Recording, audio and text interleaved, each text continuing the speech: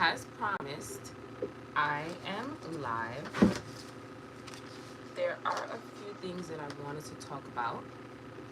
If you guys hear a little fan blowing, it is because it is a heat wave going on in NYC, and it was either the AC sound or this cute little fan sound, and I figured you guys would be okay with the fan sound. And hopefully it's not too bad. I don't know if it's gonna thunder here in New York, so if you guys happen to hear my dog whine, it is literally because of the thunder. Giving you guys all this disclosures now before, hello, giving you guys these disclosures now before we get started, because I don't want you guys telling me, oh, I can't, the fan is on because there's a heat wave and my dog may whine because there may be a thunderstorm following this heat wave. So just giving you guys the news before you hear the sounds. Okay? Okay. So today I wanted to talk about two things. I wanted to talk a little bit about what is an assumption. I wanted to talk about how your past assumptions do not define who you are right now. Yeah, we have a heat wave too. So just forewarning anybody that's in the live, you're gonna hear a mini fan. It was either the mini fan or the air condition. I felt like the fan was lower in tone, so the fan gotta be on because there's a heat wave. But also you may hear my dog cry. He's literally right here because there may be a thunderstorm and he is afraid of thunder. So if you hear any of those sounds, that's what's going on around me. All right? So I wanted to talk a little bit about what is an assumption, because you always hear the term law of assumption. You always hear change your assumptions, or what are your assumptions on a certain topic in regards to this community. And I wanted to talk a little bit about how your past does not define what you can have now and who you are now. Yes, I love today's topic too. So whenever I teach you guys things, it is usually because maybe I went through something in the week that I'm like, oh, I can teach them something from this, or it's just a topic that's been laying on my heart. Hello, happy Saturday, guys. I'm choosing this very beautiful Saturday to, pour into you guys and show you guys love, because I do appreciate you. And I know you guys have been asking me to go live on this side. I do post every day on my VIP side, guys. So if you're looking for more consistency in posts, like an everyday interaction, just join my membership. Yes, I will post regularly on my main side. It's just my membership side gets a little bit more posts. All right, now let's get started. So I did take some notes. So if you see me looking, it's because I put it down on the post-its because I really, really want to talk about these topics. So let's talk about what an assumption means. Okay, so assumption is literally, this is like the general definition of assumption, not according to law of assumption. This is the general definition that you would, if you ask anybody in the world.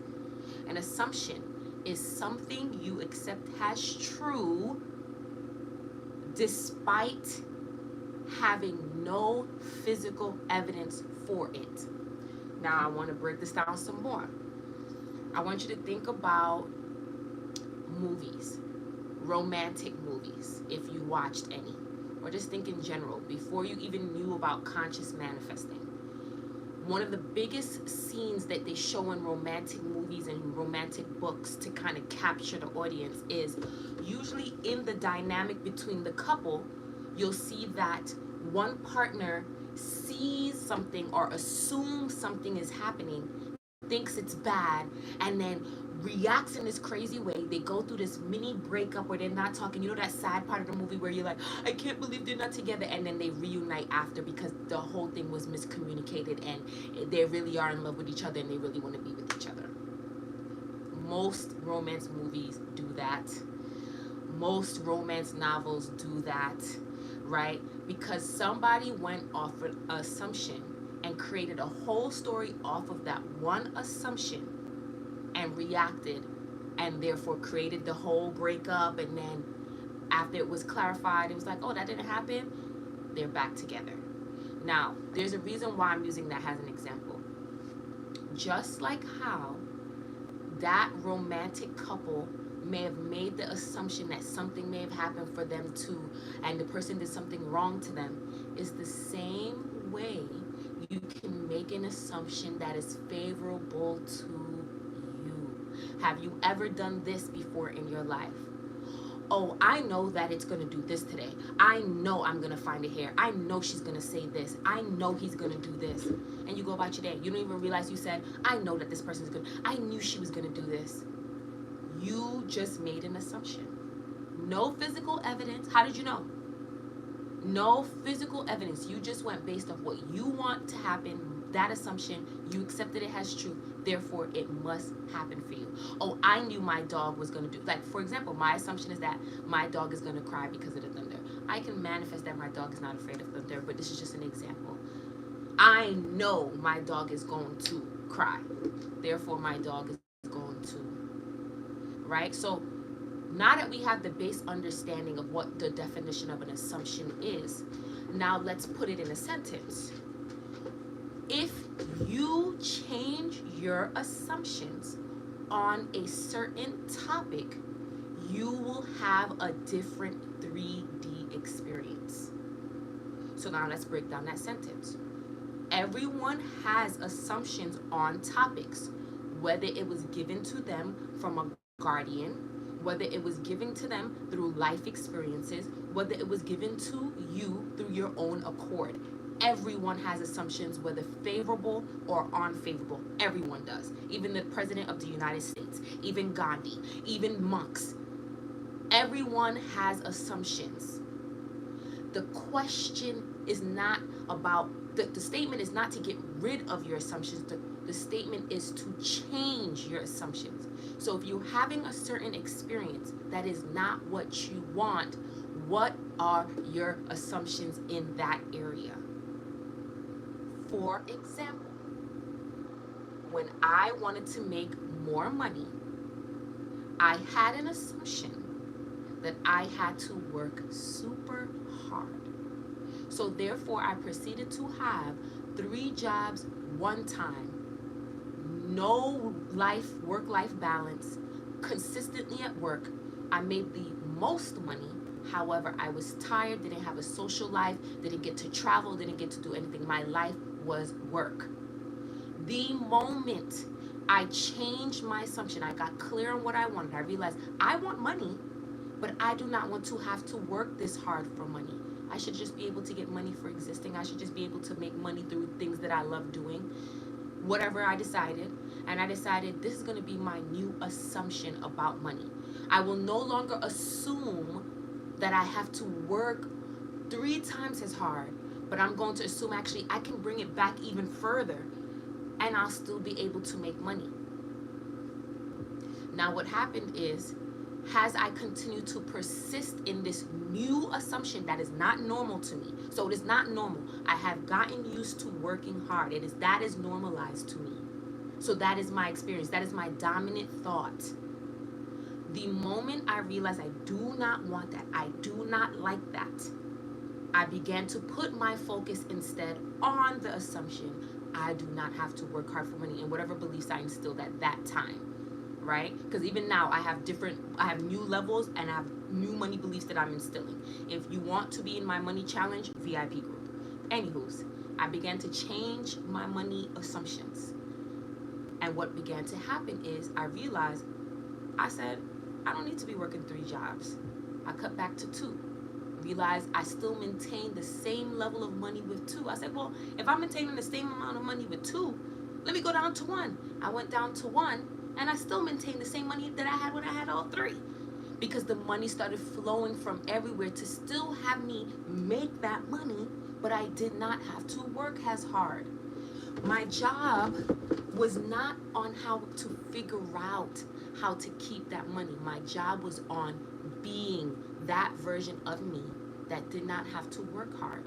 And that looked like me repetitively telling myself, hey, I don't have to work hard for money. Repetition. That also looked like me still fulfilling my everyday activities, but knowing that this is not my forever place.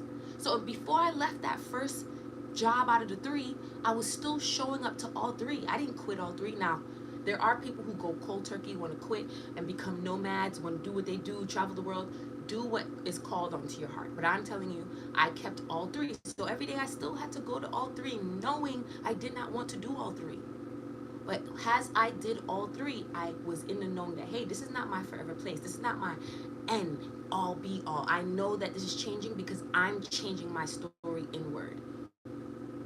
Just like that. That's it. I persisted in a new assumption. Right now, you couldn't even get me to apply to do 3 jobs. It's not happening. It's not happening. Thank you, baby. I love you. I miss you. I miss you. Happy to see you in here because I know we have different time zones, but I'm happy to see you in here. Okay. Back to what I was saying. And thank you. Back to what I was saying.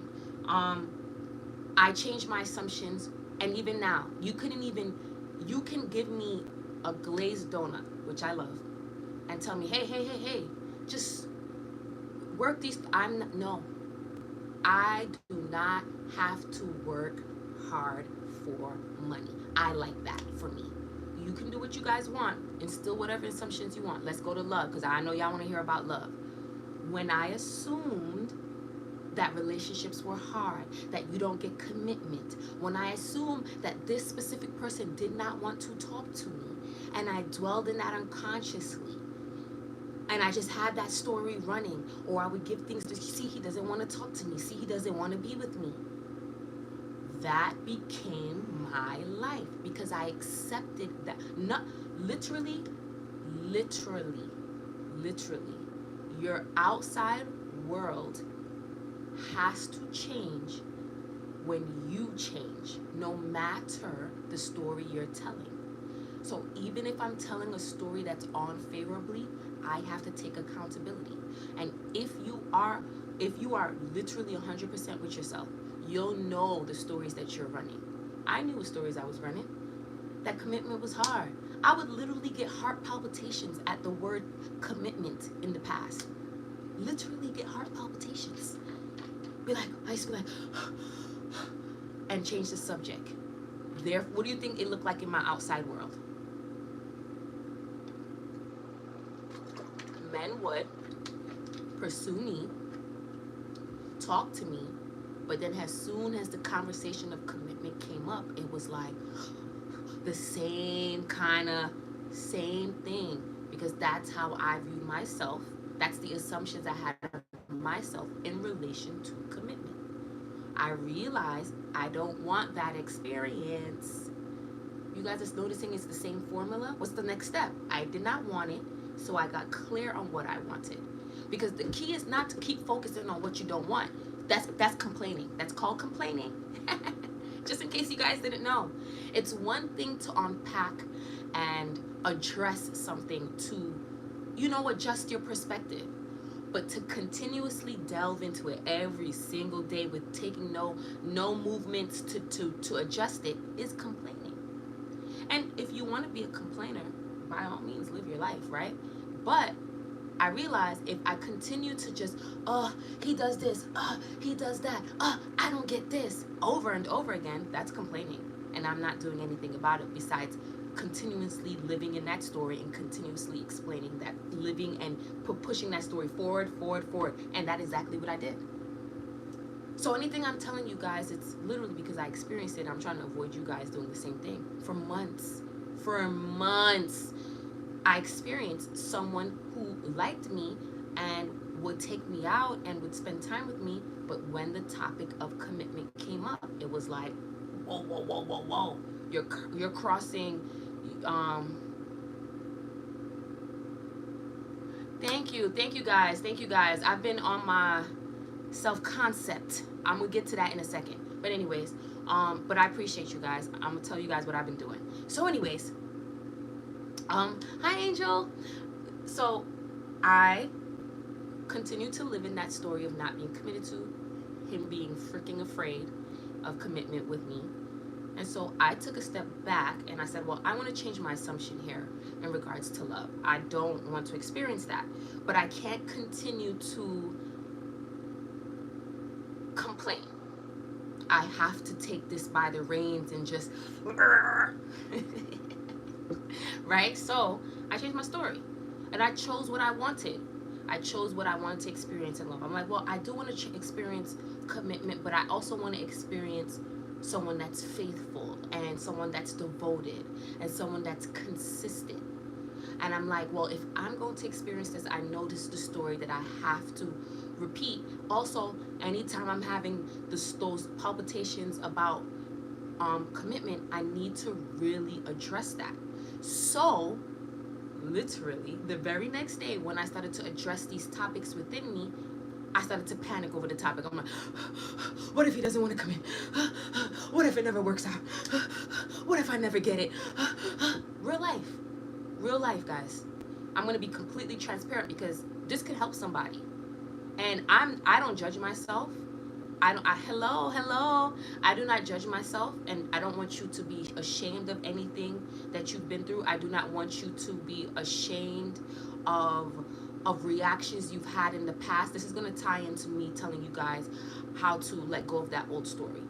You should not be ashamed. Don't be ashamed. When you get a grip of how you've been reacting and how you've been behaving, that is the first step. You're aware. Good job. We're here. Don't spend that time beating yourself up. Don't spend time on don't spend time on that. You did it, cool. Let's move forward. Let's be solution based. So in those moments, yeah, I'm panicking. I'm like, what if it doesn't happen? But I'm not. I said to myself, all right, you want this to change. You don't have time to beat yourself up. Just flow through it. And this is where I introduce myself to breath work. Now, I tell you guys all the time about EFT tapping. You could do a cold shower. You could go exercise. You could do whatever you want. Breath work helped me to navigate the emotional part. I knew that my emotions was not going to get in the way of my manifestation, but I also wanted to feel better when I thought of this topic. Because in my head, if I saw myself as being married or in a long-term relationship, I didn't want to have heart palpitations every time I'm thinking of it. So I did my breath work, and when I did the breath work to calm it down, after that I reaffirm, sit.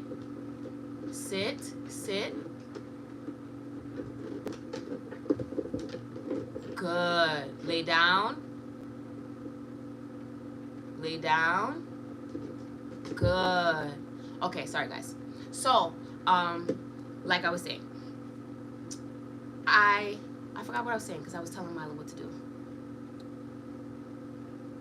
I remember what I was saying. So in introducing these new stories to me and reintroducing being calm and relaxed, what began to happen is the topic of commitment became normal to me. It actually neutralized for me. It actually became, I actually can have this. Like, I'm actually a cool kind of gal. Like, this is okay. Like, and it went from being, this is okay, and then some shaky days to, nah, you're gonna commit to me.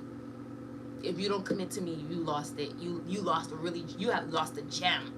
It went from shaky to, yeah. You're marrying me. You see? So I'm telling you guys this because for some people it's like a switch of a light. Like they go from, oh, I don't know if they would commit to me to, no, you'll commit to me. And some people's a build-up. For me, I had to work through some things, and it was a build-up for me. The point is to not judge yourself. The point is to repeat and normalize, right? To the point where now I am in I'll talk about that in a sec. Now I'm in a committed relationship and the idea of commitment is normal to me. The idea of being with someone is normal to me. The idea of sharing my life with someone is normal to me. Growth, right? Now, I changed my assumptions on commitment. So I told you guys what the definition of assumption is. It's what you accept as your truth. That is a very powerful part of the definition because you have a choice. You can accept anything you want as truth. Now, the whole point is to accept things that work favorably in what you want. And in order to know that is to get clear on what you want. What do you want to experience? Hey, I want to experience being the smartest guy or girl in my class. I want to be the smartest. I want to be genius level. I want to be on that kind of level, like scholarship genius, right? So your assumptions should be that I'm smart, that I learn quickly, that anything that I apply myself to is like lightning bolt. People notice me. I'm heavily sought out. Schools are searching me out. They need my brain. They need my ideas. They need my conversation. I can have intellectual conversations. You need to have those beliefs instilled, those assumptions about yourself instilled. You also need to have those assumptions about teachers. Teachers see me and automatically know I'm a scholar. No matter how hard the assignment, I can do it. Teachers point me out, always want to write recommendations for me. Teachers always are pushing me and saying my name in rooms that even when I'm not there. You understand? And I'm just talking in terms of if you're a student. You need to apply the assumptions in your life, accept what you accept as truth what you want. The only way you're going to know is if you get clear on what you want. Right? So now, following into the topic of dropping the old story because you're making new assumptions. So I want to make something very clear, right? Because this ties very much into dropping your old story and your past doesn't define you. Sorry guys, because it's a heat wave. I'm just trying to stay hydrated.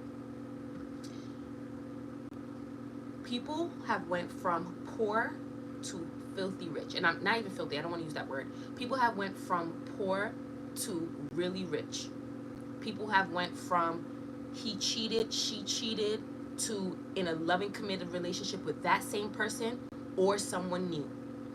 People have went from I used to get D's and F's in high school.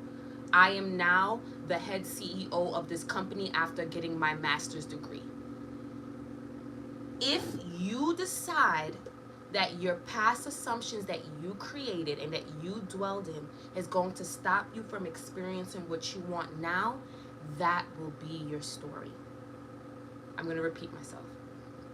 You've made past assumptions in your life when you either had a low self-concept or through beliefs that your parents have passed down to you, which your parents did, or your guardians did the best that they could with what they had, especially if they don't believe in mindset work.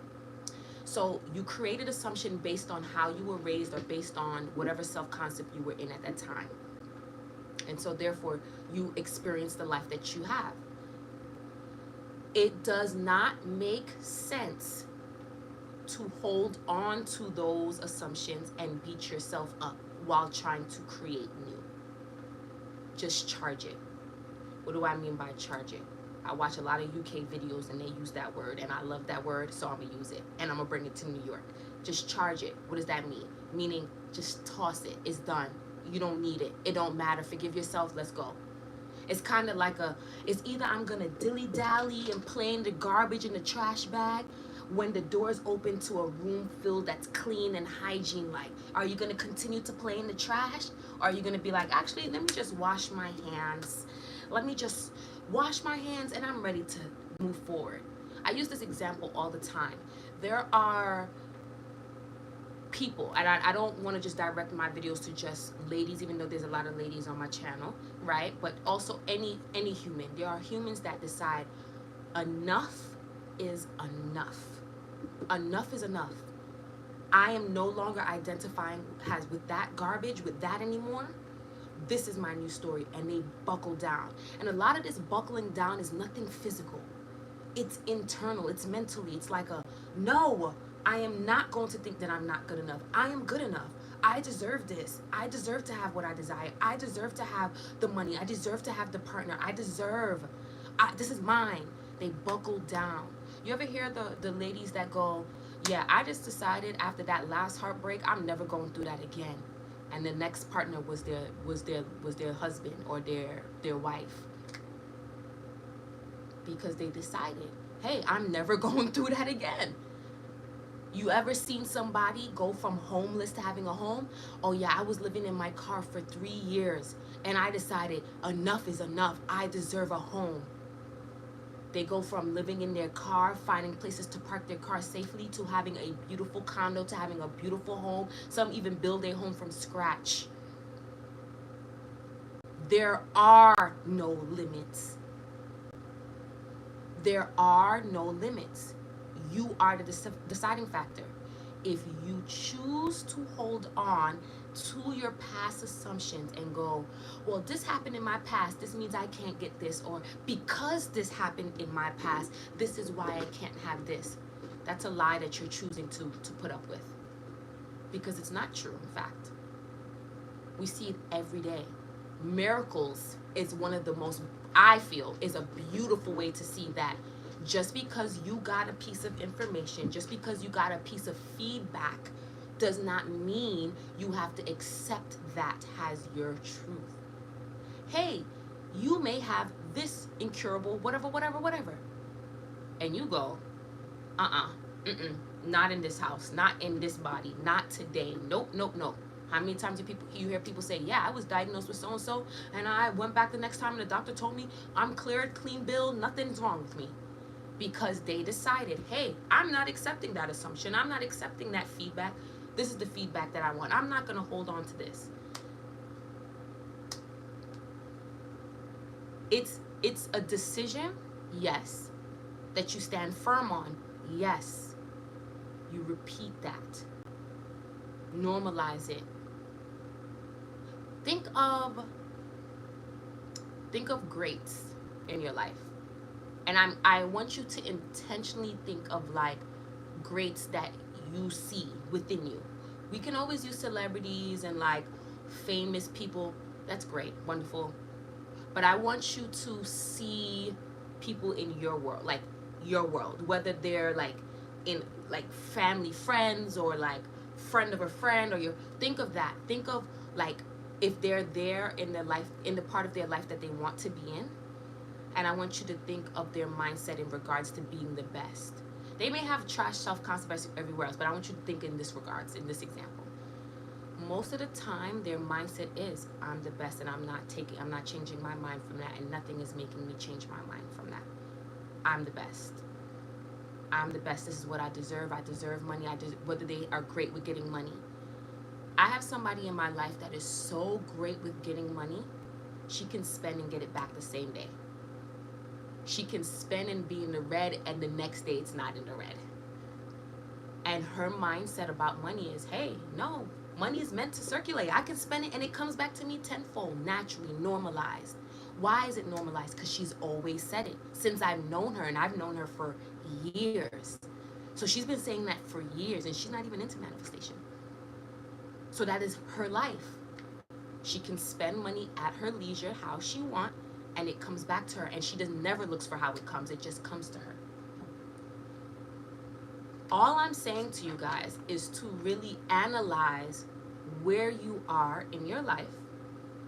If you are experiencing favorable things, cool, keep doing what you're doing. But if you realize it's an area that you really want to experience, buckle up and buckle in and focus. If you realize that you're holding on to the old story, what's stopping you from saying goodbye? You don't want it anyway. You don't want it anyway. Think about it. You don't like the story of being broke. You don't like the story of not being wanted in love. You don't want the story of not getting your text answered. You don't want the story of not having your dream job. You don't want it. So why do you keep telling it? You know, when I realize that I don't want something, I address it in that moment. I'm like, well, I don't like that. And this is not what I see for myself, and this is not what I feel like is aligned to the woman that I am and beautifully evolving into. So I can sit here and continuously focus on how I do not like this experience, or I can, get my emotions out, address it, unpack, and then go, from this moment on, it will not get a piece of me anymore. The only thing that's going to get my attention is my new story. Every day. And for the most part, this is what I be trying to tell you guys. When you really lock in, like when you really just decide, like, hey, no, I'm just gonna, just like that. Not, you notice I didn't say I'm changing my assumptions and then I'm looking for it. You are the validation. What that means is that there's this saying, evidence does not precede, it follows. So a lot of you look for evidence first, and then it's like, I'm gonna change after I see the evidence. Like, I'm gonna have to see evidence to know that this is real. I gotta see evidence to know that I'm gonna get what I want.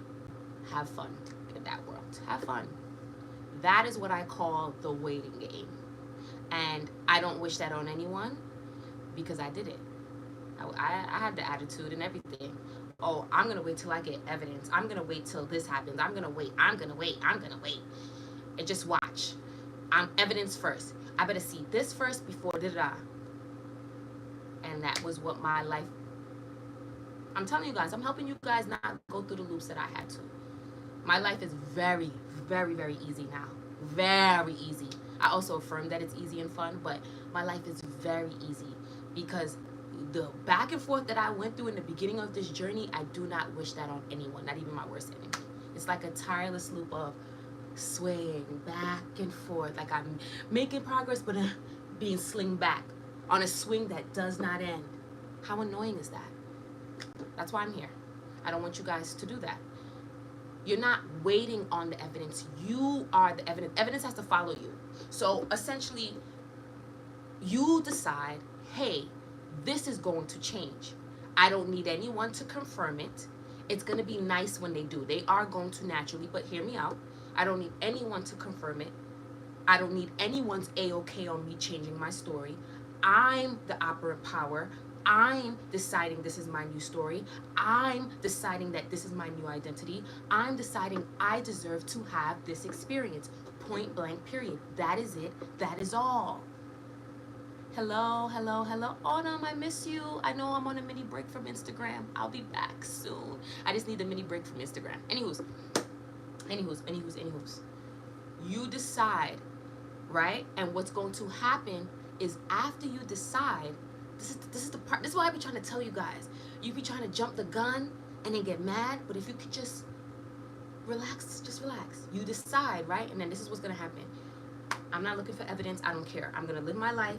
I know that this is what it is. I know this is just gonna happen. Blah blah blah blah blah blah blah blah blah blah. And then all of a sudden, someone comes and there's movement. Someone comes, says something, reflects your affirmation, whatever. You're not looking for it. You do not need it, but it'll come. Literally, it could be the next day, it could be the next hour. And you're like, oh, see, it's working. Here's the trick, though. Here's the trick. Don't get caught up on continuously looking for movement. Don't get caught up. Yeah, I got movement, cool, but continue to persist. Continue to persist. Oh, you know what? I have my dream job. I'm the perfect candidate. They couldn't stop talking about me in the meeting. You got called for the second interview. Oh, that's movement. It's movement. Yes, great. Yes. But remember, that didn't validate that it was happening. It's just movement. You are the person that made it happen. That didn't happen and then, oh, yes, that means I'm getting the job. No, you were the reason it happened. The reason why I'm doing that to you guys so that you can continuously put the focus back on you being the powerful being. The movement in itself happened because of you. The movement didn't happen and then it means you get what you want. The movement happened because of you. The movement happened because of you. The movement happened because of you. So if the movement happened because of you, you can embrace it and be like, yeah. That means I'm getting the job. Give it the meaning you want. Yeah, absolutely. However, don't get caught up on continuously looking for it. You're the one causing the ripples. So if you stop and then you continue to look for ripples, you stop. So there will be no ripples in the pond. You have to keep focusing, keep persisting so you can continue to make the ripples. This is why I say if you continue to focus on being that version of you, naturally everything has to happen. You guys are trying to control how, you're trying to control the movement. I don't see. You're the powerful being. you running the show. You continue to persist. Hey, I have the job. Hey, the job is mine. Yes, they called me for a second interview. That was my movement. However, I'm telling you, the next time they contact me, it's me with the job. Boom, you got the job. The job happened because of you. A lot of this journey takes you not believing in your new assumptions. Because if it's a new assumption, of course you're not going to believe it in the beginning. Duh. That's why you're making it a new assumption. Because if it was already an assumption, you would have accepted it. Sure, you guys get the same. It takes a level of, I always tell you guys this, it takes a level of belief in yourself. Like taking a bet on yourself. Like, hey, here's my choices here. I can continue to go through this tireless hoop that I do not like. I can venture out, take this bet on myself and just try it. Hey, the most that will happen is I get a better self-concept and I get what I want. But either way, I get a better self-concept. Let's try. Let me take this bet on myself. So there has to be a level of belief in yourself. Not a belief in me, not a belief in what these other, it's just a belief in yourself. Because you have to go, you know what, at some point, I have to really get it for myself. I have to really apply this for myself. And when you do that, that's when your life changes, because you therefore have decided to change inwardly. A lot of the times I love seeing the stories that go, you know what, I just finally decided to try it and boom, my life changed. One of my favorite success stories is one of my close friends, dear to me actually, and I actually have her picture here. When we first became like close, she was going through a chapter in her life where everything was falling apart through her self-concept. And I just said, hey, you're really talking trash about yourself, and I'm gonna be that friend that's honest with you. Are you ready to receive my honesty? I wasn't even a coach at that time. This is when I applied it for myself and saw that it was working. And I was still studying all the things that I need to learn because I wanted to be able to teach it to others. So if I could really think about it, her and my sister were my first coaching people, coaching clients, coaching before YouTube was everything.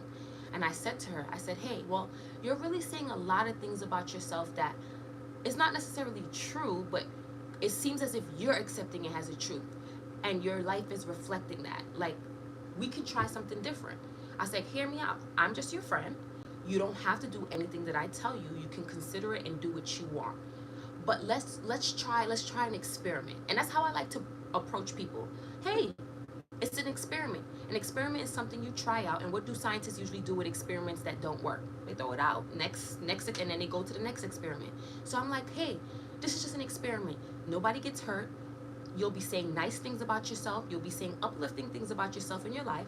And you'll just see what happens when you do. Just give it a try. I said, give it a month. Just give it a month, give it a try. And at that time, I was really heavy into mirror work as well. I still do mirror work, meaning like when I get dressed, I speak life into myself, right? Like I say my affirmations, especially my beauty affirmations. So that's gonna address what everybody has been saying about I'm glowing. I appreciate y'all. I've been saying my beauty affirmations in the mirror and when I do my skincare routine. Anywho's, I told her, hey, why don't you try it in the mirror? Whenever you can. It does not have to feel like anything, and you don't have to necessarily believe it. Just do it for a month. When I say this girl boss, so close to the sun, not only did her entire life transform, she transformed her love life. She got this beautiful apartment. She got this new high-paying job. She moved to a new state. I had to text her today to be like, when are you coming back to New York? Because I was so used to always seeing her in New York. She girl bossed, close to the sun. She did it for that month, and she came back and said, I'm not gonna lie to you. Not only do I feel completely different about myself, but my life is so different. The first thing she said that changed was how she spoke to herself. She said she stopped, after doing that, she said she stopped talking to herself like how she was before. No matter if she would have got the job, no matter if her love life would have transformed, the first thing that happened was she changed how she viewed herself. So therefore, her world had to change anyway because she changed how she viewed herself. Same thing with my sister. I always tell you guys, my sister started after me and manifested her partner. Would you ever do a live with Indigo? Absolutely. I was just talking to Indigo today. I actually have to answer her text message. It has to do with me and Indigo's schedule. It's not because we don't want to, and it's not because we didn't discuss it. Me and Indigo hang out outside of like YouTube and things like that, and we talk outside of YouTube. Like, this is a real life friendship. However, we just have to figure out a schedule that works, because for some of you guys, if you don't know, I actually like work. Like, I have like in a day. So I would love to do a live with her.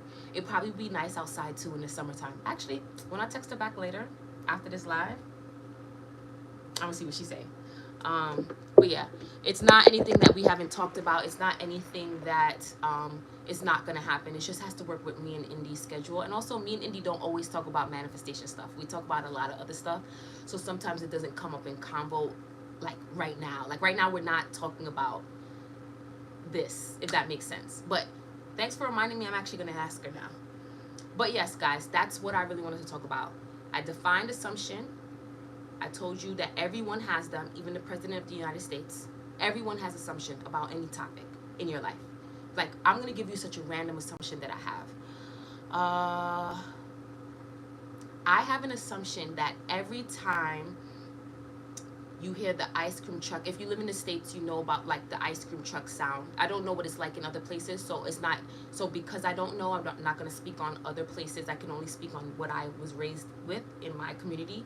You hear the ice cream truck sound passing through the neighborhood, it automatically makes you want to buy ice cream.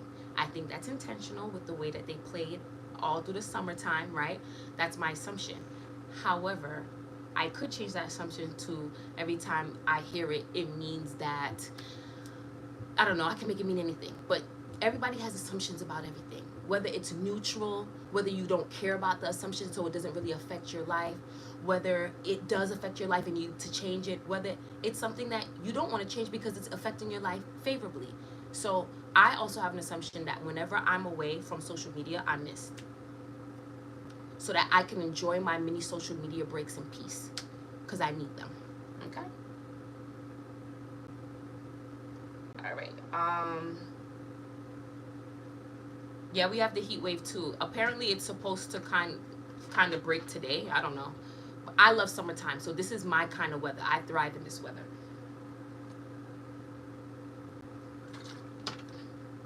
Do you have coaching? I did bad on my exams and I really want to pass it, and results are coming out in August. I just want to pass it and get over with it, please. I did bad on my exams. You are deciding that you did bad on your exams. So let's address this for a second. You are dealing right now with time because your results come out in August. You probably are dealing, if you're talking about exams, this probably means that you are a certain age. I could be wrong, correct me, but you are of a certain age. And that means that you have to answer to guardians or parents. Do not miss that time. Anywho's, there's no shame. No shame. Don't be shamed. So you probably have to answer to parents. So there's a slight pressure there on top of the time. Now, for whatever reason, you are not confident in how you performed in this exam, because your first statement is, I did bad on my exams. The crazy thing is, I really want to pass it, and results are coming out in August. So this really ties in. I needed this. Thank you. So I appreciate you commenting. This just proved to my statement, everyone has assumptions. You just made an assumption based on how you performed in that test that you did not pass because you didn't even get the results. That's what assumption means. I'm going to read the definition again. Something you accept as true despite having no physical evidence for it. The results didn't come out yet. You just told me the results didn't come out yet. And you just said, I did bad on this exam. So what essentially, if you continue in this assumption that I did bad on this exam in August when the results come out, your 3D has no choice but to fulfill your assumption. So the first thing I would address is address your confidence in test taking. because you're questioning your performance in that test exam, hence why your response is that way. Hey, I'm confident in taking tests. I'm a genius. No matter how hard the questions are, I always happen to get the right ones. I don't care what test I took in the past. I don't care how many tests I took in the past. I'm the smartest in the room. I am the smartest. Is it raining? I don't know. Anyways, I'm the smartest in the room. I pass every test that I take. I either get a 80% or above, whatever you deem as passing. And that's what you need to be dwelling in. Dwell in the confidence of your intelligence. I'm super intelligent. No test grade can define how smart I am. Regardless, whatever this exam is going to get me into, I'm going to get accepted into that school. I'm going to get accepted into that job, because I know some countries you have to take a test exam to get jobs. So it could be for a job, or it can be for school. There's something in my nose. Hold on, y'all. Okay, I'm back. All right. So that's how I would address that. Now I want to address the time limit. So the time limit is going to be what causes you to feel that, like, oh my God, can this happen? Is this going to happen in time? That is where I would introduce myself to a breathwork technique. So I always recommend breathwork, but you can do what you want, whatever that looks like, whatever calms you down. So I'm going to give an example of how you would apply what I just said to you. You're dilly-dallying. It's not August yet. We're in June. And tomorrow comes and you're dilly-dallying, living your life, and then all of a sudden, pang, you think about the August result day. You start going, August, oh my God, am I going to pass? Da-da-da. This is where you go, or instill whatever breath work you do, but I'm just going to use the example breath work. I'm intelligent. I'm a great test performer. I'm so smart. And I don't care how hard the questions are. I just happen to always choose the right answer. I'm always in the right place at the right time. And even when I think that I'm being hesitant with the answer, it is still the right answer. And you do that until the worry, until the anxiousness of that test date calms. And you keep doing it every time you have that. What is happening here is you are teaching yourself a new reaction through your new identity. Because the calm version of you, the confident version of you that knows that you're intelligent, that knows that you're passing tests, is not going to be stressing about results coming out in August. You're going to be confident. You're going to know, hey, I don't care. I'm going to get a test remark. My parents are going to be proud of me if it has to do with parents. I don't care. And either way, if I get a fail remark, my parents is going to love me anyway. I'm going to be loved regardless of my test results. You do that until you have a new reaction to thinking about your test results in August.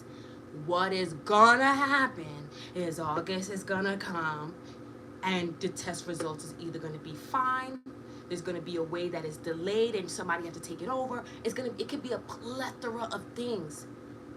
So instead of spending June till August stressing yourself out, spend June to August relearning a new reaction. And usually it doesn't even take that long. But I'm just telling you, don't spend those months sitting there and worry and fret. You do not deserve that. And if because you don't deserve that, don't give yourself that. Discipline yourself in a new response through your new identity, which is, I'm confident in test making. Every test that I make. July can come and they're like, mass announcement. Everyone has to retake the test. That could happen. That's happened to a lot of people before. First of all, do you know how many places of establishment lose paperwork? It could be that. It can be that your parents are like, no matter what the score is, I love you. That ends up soothing everything. You do not know. So do not spend your time fretting on how you did bad on exam. Don't talk about yourself like that. Talk about yourself how you see, how you want this to unfold. Hey, I'm the smartest.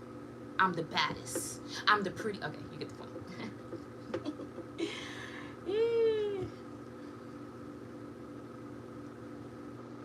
So to the statement on me glowing, guys, I'm gonna tell you guys what I've been doing. So I realize there's topics that I'm focusing on, like money for the membership side, and I also focus on my commitment, which I always do. I always affirm that, even if I'm in a full-blown relationship. But I'm like, let's get some beauty in there. So when I brush my teeth, I'm thinking, I will make this very clear. I usually affirm in I am, but for my beauty statements, I hear you are, because I remember the Marilyn Monroe thing she said, where she always would hear people praising her. So when people are praising you, you're hearing it in you are, right? So I took that in this case. You do not have to do you are. This is just what I've been doing. I say all my other affirmations in I am, but this I say in you are. So like I'll be brushing my teeth and I'll be like, I'll like hear somebody go, Nicola, you have the best teeth. Like you have the pearly whites. Girl, your smile is so big. I went to work the next day. Somebody was like, girl, you smiling from ear to ear. You have such a beautiful smile.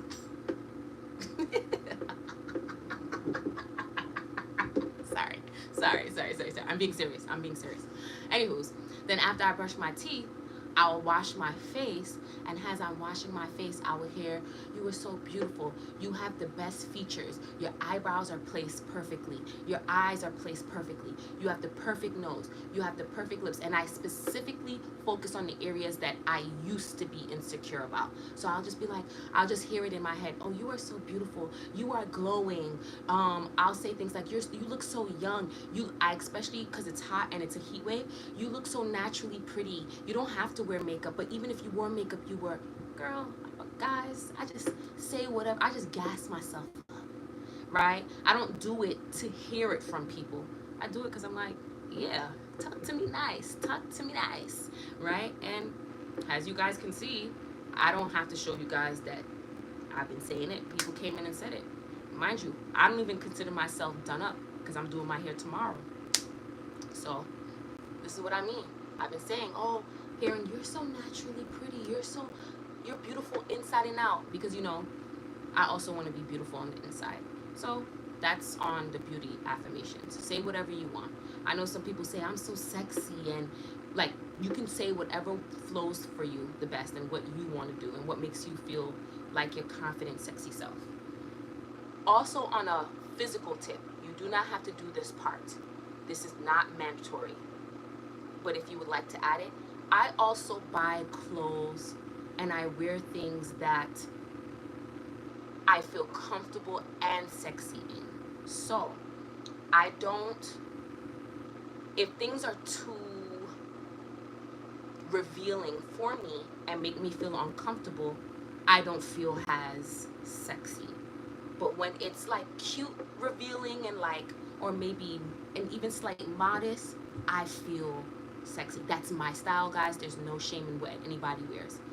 Do that with yourself. Maybe a baggy shirt and like jeans is stylish to you and you feel comfy and sexy in that. Do that. So that's what I do with my clothes as well. Even though it's a mental thing, I also like to play around with my clothes, and that makes me kind of just cherry on top. Like I said, not mandatory, just something that I do.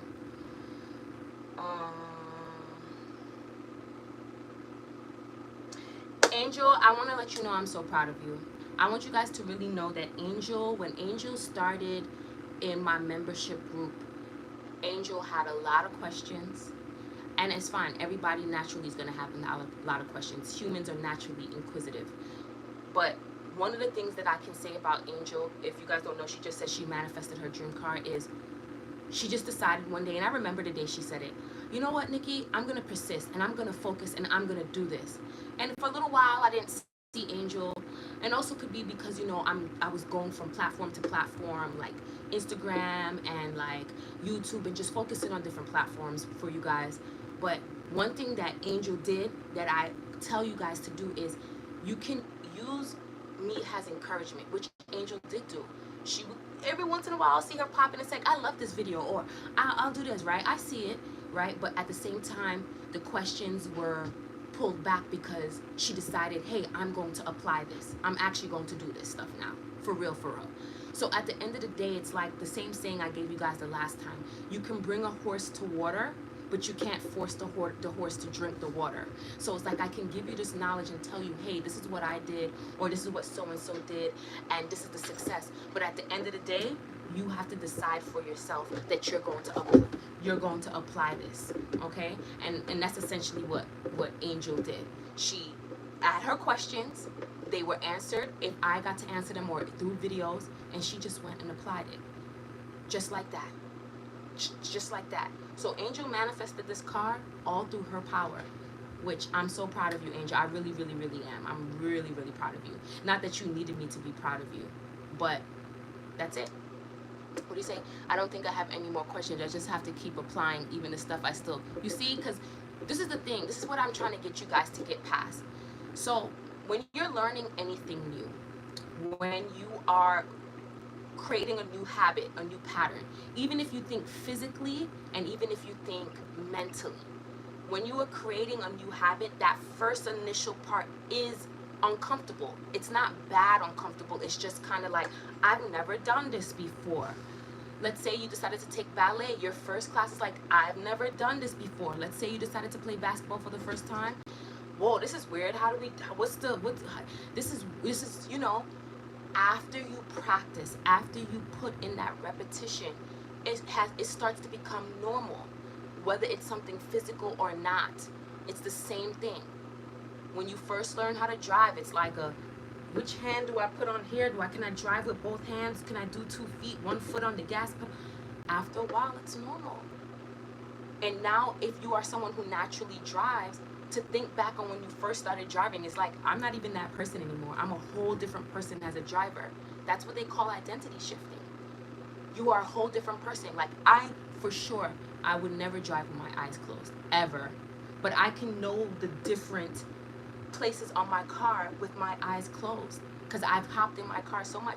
Let's use an example for those of you who don't have a car, because I don't want anybody to think like it's just a car example. Think about anything you started for the first time. Think about anything you started doing for the first time. It was like, whoa, this is okay. Even think about if you have children. Let me talk to my moms and my fathers on here. When you first see your child start to write for the first time, kids usually sometimes hold the pen like this and they trace over it like this. All of a sudden you're holding the pencil like this. That's it. Guys, you just want to normalize your new belief. You want to normalize your new assumptions. That's all you have to do. Did you see what Angel said? I'm telling you guys. I'm telling you, Angel been here. I think Angel was in my VIP group when I first started. Probably one of the first, along with the Curies and along with Ellie. I don't know if they're still in the live, but hi guys. Also, let me not forget, there's somebody else who's been in my life for a long time. I gotta remember. I'll come back to that. Hi Teosha. I hope I pronounced that correctly. Welcome. Also, to answer the person with coaching, I have a surprise coming for you guys. I won't announce it in this video though, but the surprise is coming very soon. I've been working very, very intentionally to bring you guys some news, but I wanted to focus on this money challenge first, and you know, giving the cash prize and like giving my success story and hearing the other success stories when that is over. Good news. Okay.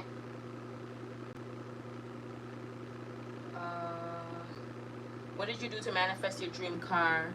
And she said, I definitely was researching the car for a while and imagined myself in the car for some time. Consistency is knowing that I had the car, and getting a new car was easy instead of complaining. So I also wanted to use Angel's example, and there's somebody else who DM'd me on Instagram, her also success story with manifesting a car. She asked me how I manifested my car. If you don't know, I don't think I have a specific story on how I manifested my car. I also manifested my car because my other car got totaled in an accident and I wanted a new car. So there was Angel who just showed you how she manifested a car. She imagined herself driving it while looking up the car she wanted.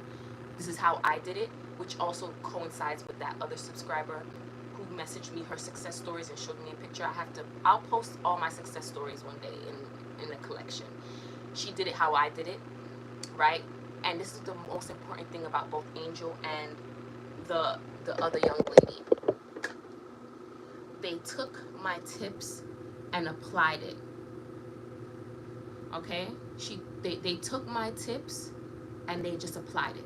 So the other girl asked me my story, and she did it my way. So at that time, when I got my car, I had a vision board. I do not use vision boards anymore because I just like Pinterest a lot more. I just kind of sometimes just scroll through Pinterest saying my affirmations, right? When I didn't do that, I used to have a vision board, and I wanted a specific luxury car. And when I started to say I wanted this specific luxury car, I would always advise to people, say no harm to none, because I got into an accident. So nobody was harmed. My car just there was no saving my car, right?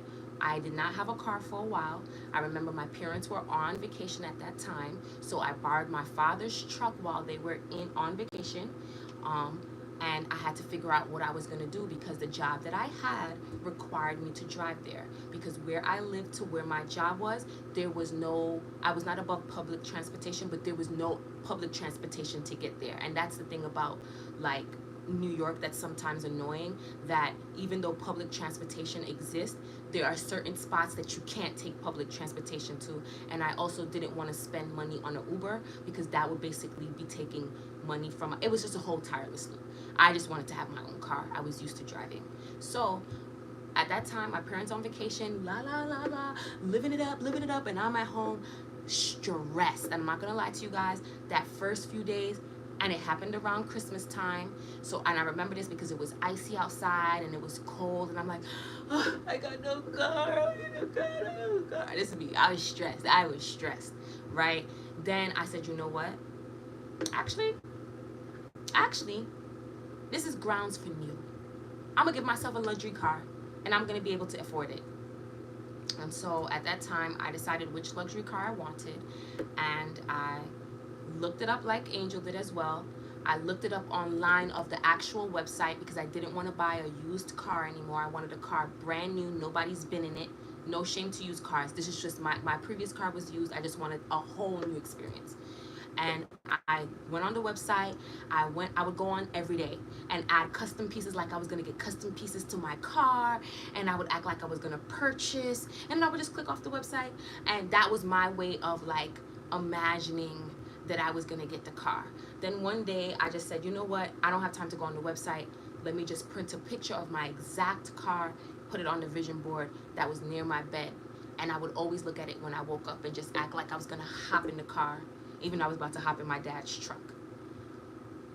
Push forward, my father comes and my parents come back from vacation, and they don't see my car. They're like, girl, where your car at? I'm like, there is no car. Reopen the wound again, and I'm like, no car. Right, guys, this is how dramatic I am. this is how dramatic I am, for real. Okay, so I'm like, and my sister will sit there looking at me like, what, this is really how I am, right? So I was like, oh my God, no car. And my father's just like, so then get a new one. I'm like, I know, right? Then I get myself together, and I'm like, well, I can't keep focusing on the fact that I have no car. I need this car for my livelihood. My father's back. I cannot use his car because now he has to go to work. I was like, this has to work out for me in the next 2 weeks, because everybody's schedule, we're still on holiday, so it's still working out where I can still borrow people's car, whatever the case may be. And I remember trying to manipulate the 3D, and I was like, oh, Dad, I'm going to the dealership by myself. I'm going to do this, I'm going to do that, and this is how it's going to happen. And he's just like, whoa, like, and I just remember just being very forceful, very assertive, just not here, but trying to manipulate. And it didn't work. It wasn't working. Whatever reason, it just kept falling through. I don't know how to explain it. It just would backfire. It just wasn't working. And I just remember crying more. And then I sat myself down and I said, you just did a friggin' vision board. You just was on there looking at how to drive this car and imagine yourself driving this car. Lock in and focus on one story. And after that, I got serious. I was like, no, this car is mine. And I just remember not caring if my father came to help me, not caring if anybody helped me, not caring where the money was going to come from. I said, this car is mine. I'm going to have it. And I remember waking up one day and I just said, this is the day. This is the day. This is the day. This is the day. This is the day. I had no proof. Nobody had talked about the car. Nothing, no proof, no nothing. I just said, no, this is it. This is it. I don't care. I don't care. And that day, someone owed me money, which is so, like, when I think about it, wow. Great days, great days. Anyways, someone owed me money, but also not only did someone owe me money, I also had like some money sitting. So it combined was the perfect amount of money when I went in to get my car, and I was able to drive off the car that day with my car. That's it. Literally, I walked in. It was just so easy. Someone came up to me, which they always do in a dealership, but he was just like, "Oh, I said, "You don't have to." I said, "I'm not gonna be rude. I'm not gonna cut you off. I have a specific car in my mind. This is what I want."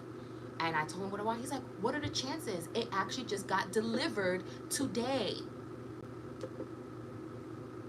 Got my car, and I drove off the lot with my car, and I still have that car to this day.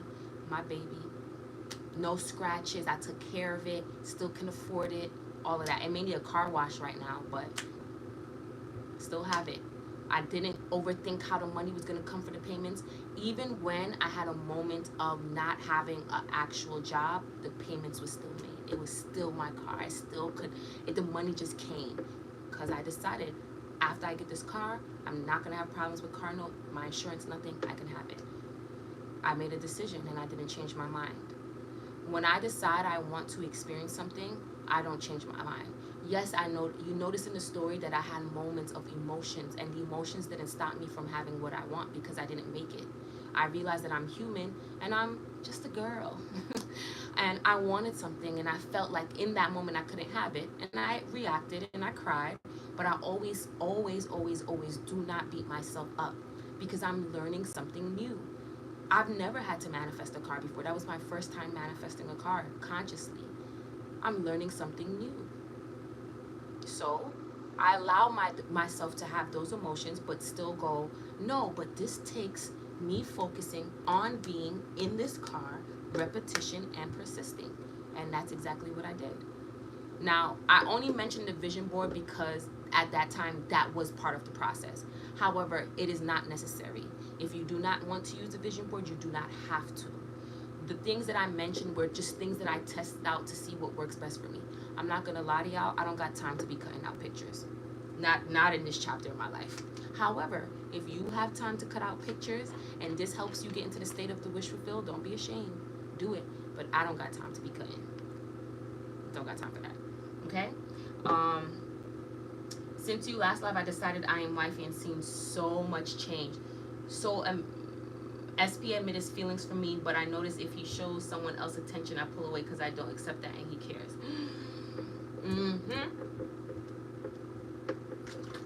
Yeah. Y'all, you know, hold on. Can I screenshot that on here? I don't know. I don't know, guys. Can I? Oh, yeah, I didn't do that. Sometimes I be forgetting how to screenshot on the iPad. Anywho's, I want you guys to really look at this success story as well. Here's another example. Good morning. Where peace, if you're still in here, peace and Rand, where are you from? It's nighttime here. It's actually about to be 10 o'clock. The power button and the up volume button to screenshot. Thank you.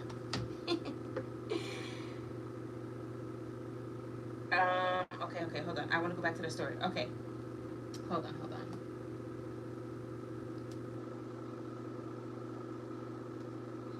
All right. I'm going to figure it out in another moment. So, S decided that, yes. Nalia, yes. Thank you for reminding me. Nalia is the other person that's been in my life my VIP group for a while, and I so appreciate and love her as well. Okay. I decided I am wifey. Let's repeat that. I decided I am wifey. I decided I am wifey. Not he came and said I'm wifey. Not he came and asked if I'm his girlfriend and that's how I became wifey. I decided therefore I am. I decided I am wifey and seen so much change. Did the change in that statement come before I am wifey? Or did she decide she was wifey and then the change came? Do y'all see what I am saying? It comes to an internal decision. You don't, even if it includes a specific person that you have history with and you want to experience change with them, it's never about them changing first. You have to decide. I decided I am wifey, and then I saw so much change. Not I saw so much change and then I decided I am wifey.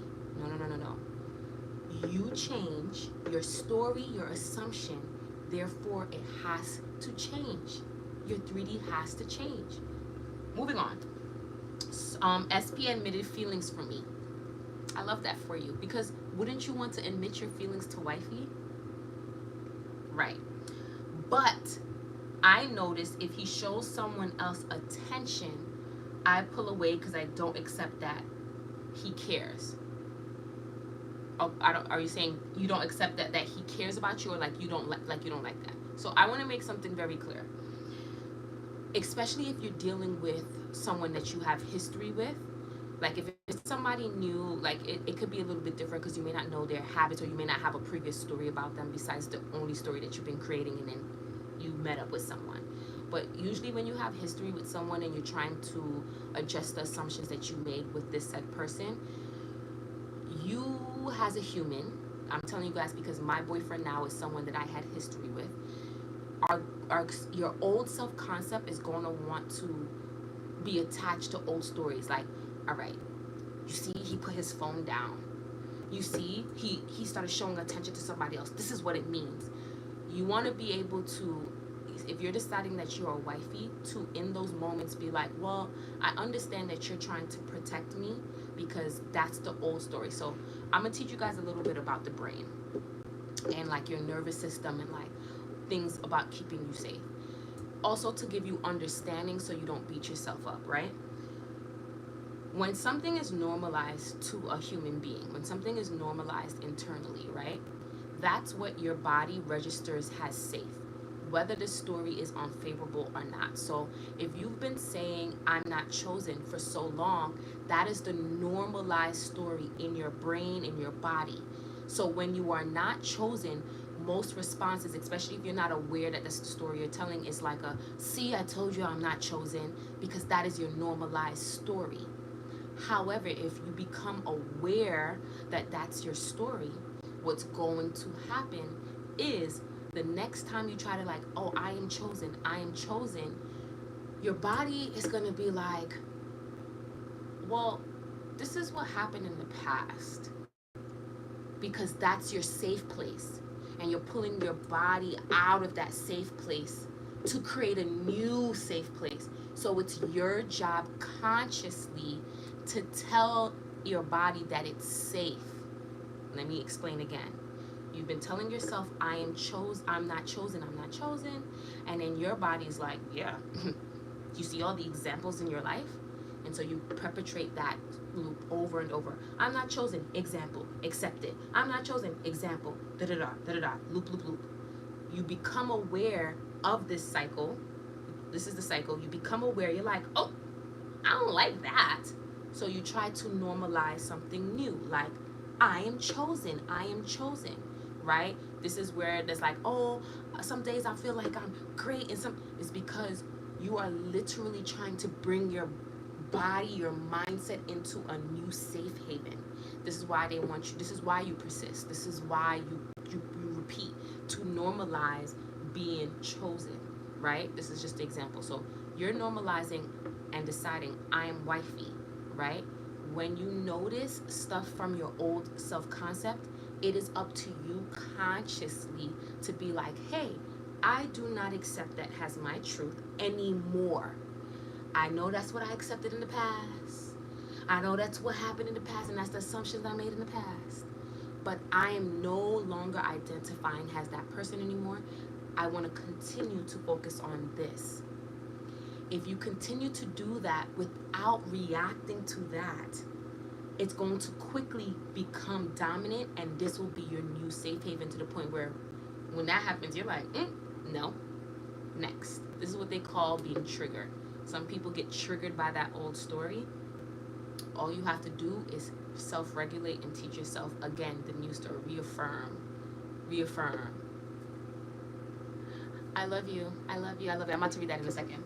Okay. So once again, you're doing great. You decided that you're wifey. In the moments that your awareness goes to him paying attention to someone else, that is a part of your old programming. What you want to do is really don't. I keep emphasizing don't beat yourself up, because I'm like, I used to be one of those students that's like, if I get 5 A's, I meant he cares and will stop doing whatever it's bothering me. I'm 3 minutes behind it. Oh, okay. So, good. So as long as you don't create a story there where it's like he's paying attention to someone else and that means that he doesn't want me, you're Gucci. Give it whatever story. Just give it the story that you're the most important person, that you are prioritized always, that you're interested in, that you're creative, and that you're smart and irresistible. And there's no way that he wouldn't want to commit to you because you're so easily committed to. Keep focusing on that. But I don't want him showing attention to anyone at all. So do what I just said. Reaffirm the story that you're the one and only. Competition, the concept of competition, the concept of somebody taking what you want or taking what's yours is created by you. The concept of competition. Now, I'm going to explain why I put the word concept. Obviously, if you are in competitive sports or if you are in competitive learning, there is clearly going to be people placed against each other to win a prize. However, when you look at the person who usually gets the gold medal or the person who usually gets the highest mark, they'll always tell you one thing. Yes, even though there was a competition going on, I saw no competition. I was the only one. So the concept of competition is an illusion. There is no competition ever. Are you guys following me? So think about gold medalists. I love using Michael Phelps as an example, who has multiple gold medals in swimming. When you read up on his story of how he became a gold medalist, it's always he said the same thing. I visualize myself winning. He didn't say he visualized his competitors. He didn't visualize telling his competitors you lose. He visualized himself being the best. He only saw himself. So when you are saying that you are wifey, you need to essentially also instill that you are the one and only. You are one of a kind. You are irreplaceable. There is no one like you. And if your mind really does go to there being someone else, you need to instill the story that there's nothing on this earth that can separate you from being with your person. That there's no other reality that he would rather be in than being it with you. I could write a romance novel, I thought about it. We'll revisit that.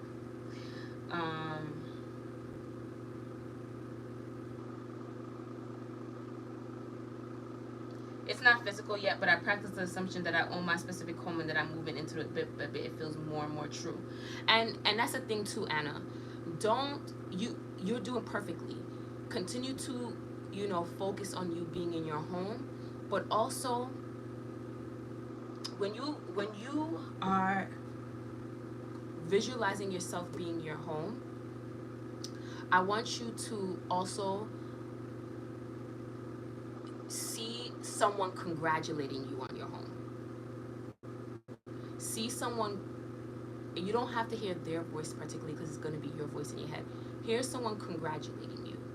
Hey, Anna, congratulations on your new home. If it's family that you trust or somebody that you trust, oh my God, your kitchen is gorgeous, Anna. I just love how you have it. Yes. He's giving me the princess treatment. Okay, good. Yes, just focus. So back to Anna. So yes, you hear the person congratulating you on what you, like for example, when me and my sister talk about our home, I'll always be like, So when are you having me and my boo over for dinner, and what are you cooking? We talk as if. Now, this is just something me and my sister do. You do not have to do that. But when I'm saying it, if you go in your visuals, here's somebody going, "Congratulations, Anna, your home is so beautiful. It's in the safest neighborhood." Or your mom or whoever, "Oh my gosh, your bedroom is stunning, girl." In your lingo, in your, do that. I have never manifested large sum of money in clients. How can I do it? By the way, I use affirmations. You can use affirmations if you want to. Affirmations are just thoughts. It's just, you have like 70,000 thoughts a day that can range from, "Oh my God, that dog pooped," to, "Oh my God, I'm the prettiest." You can have a range of thoughts. You can do whatever. Affirmations are just a way to intentionally put your thoughts in a more focused way. So once again, affirmations are just thoughts. You can do affirmations in the form of I am the best salesperson. I do have the most sales. I have a successful business. I'm booked and busy. Or you can choose to speak to yourself in you are, which works differently for some people. You can hear somebody saying to you, you have the best businesses. I can't wait to buy your services. I love your page or whatever you sell. You can hear it in you are. You can choose that. You can do whatever you want. The whole point is you need to see yourself as successful in your business. You need to see yourself as getting sales every day. Now, the thing about sales, which I can talk a little bit about, is you want to see the sales before it happens, and you need to also not just be discouraged if you don't see sales, and that's considered checking the 3D. I'll address that in a second, Marie. Now I'm writing, and I'm easily committed to, like you said. Yeah, I heavily affirmed on I'm easily committed to, because that was a struggle area for me. My change instantly. I used to obsess over the external, now that I can never. Yeah, don't. if if you catch yourself obsessing and being addicted and crazy over the 3D, drink some water, sit down, and refocus. Okay? Because you're going to create a loop that makes you miserable. But back to you, Omesh. You can use affirmations. You can do a sleep affirmation tape. You can do visualization. The point is to think in the end. And for some people, saying their affirmations help them to be in the end state. Some people, visuals help them be in the end state. Some people, sleep affirmation tapes help them to transform inner thoughts and inner beliefs easier. What I want you to do, and I don't know if you're new to my page, is to get clear. It seems that you're clear on what you want. You want more sales, and you want to manifest a large sum of money. Now, I could do a shameless plug and tell you to go into my VIP group, but I'm not going to do that. I'm going to tell you exactly what to do. You need to get clear on that. You seem to either want a large sum in general, or if you have a specific amount, do that, right? And you need to consistently dwell in the story. I'm talking about every day you wake up. Now, what I mean by every day you wake up, it doesn't mean you stop your everyday activities. Like, you don't comb your hair, you don't brush your teeth, you don't talk to friends, you don't live your life. You are still living your everyday life. However, you're living in a knowing, like, hey, I get sales every day.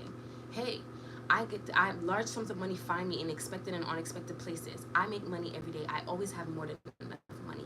I'm made to have money. I look wealthy. I ooze wealth. I'm rich. People are always telling me how I look rich. My bank account is rich. Money multiplies in my bank account. You want to really have these thoughts consistently if you're going to choose affirmations. When you notice yourself looking at how you don't have sales, I don't want you to think, what do I need to physically do to get more sales?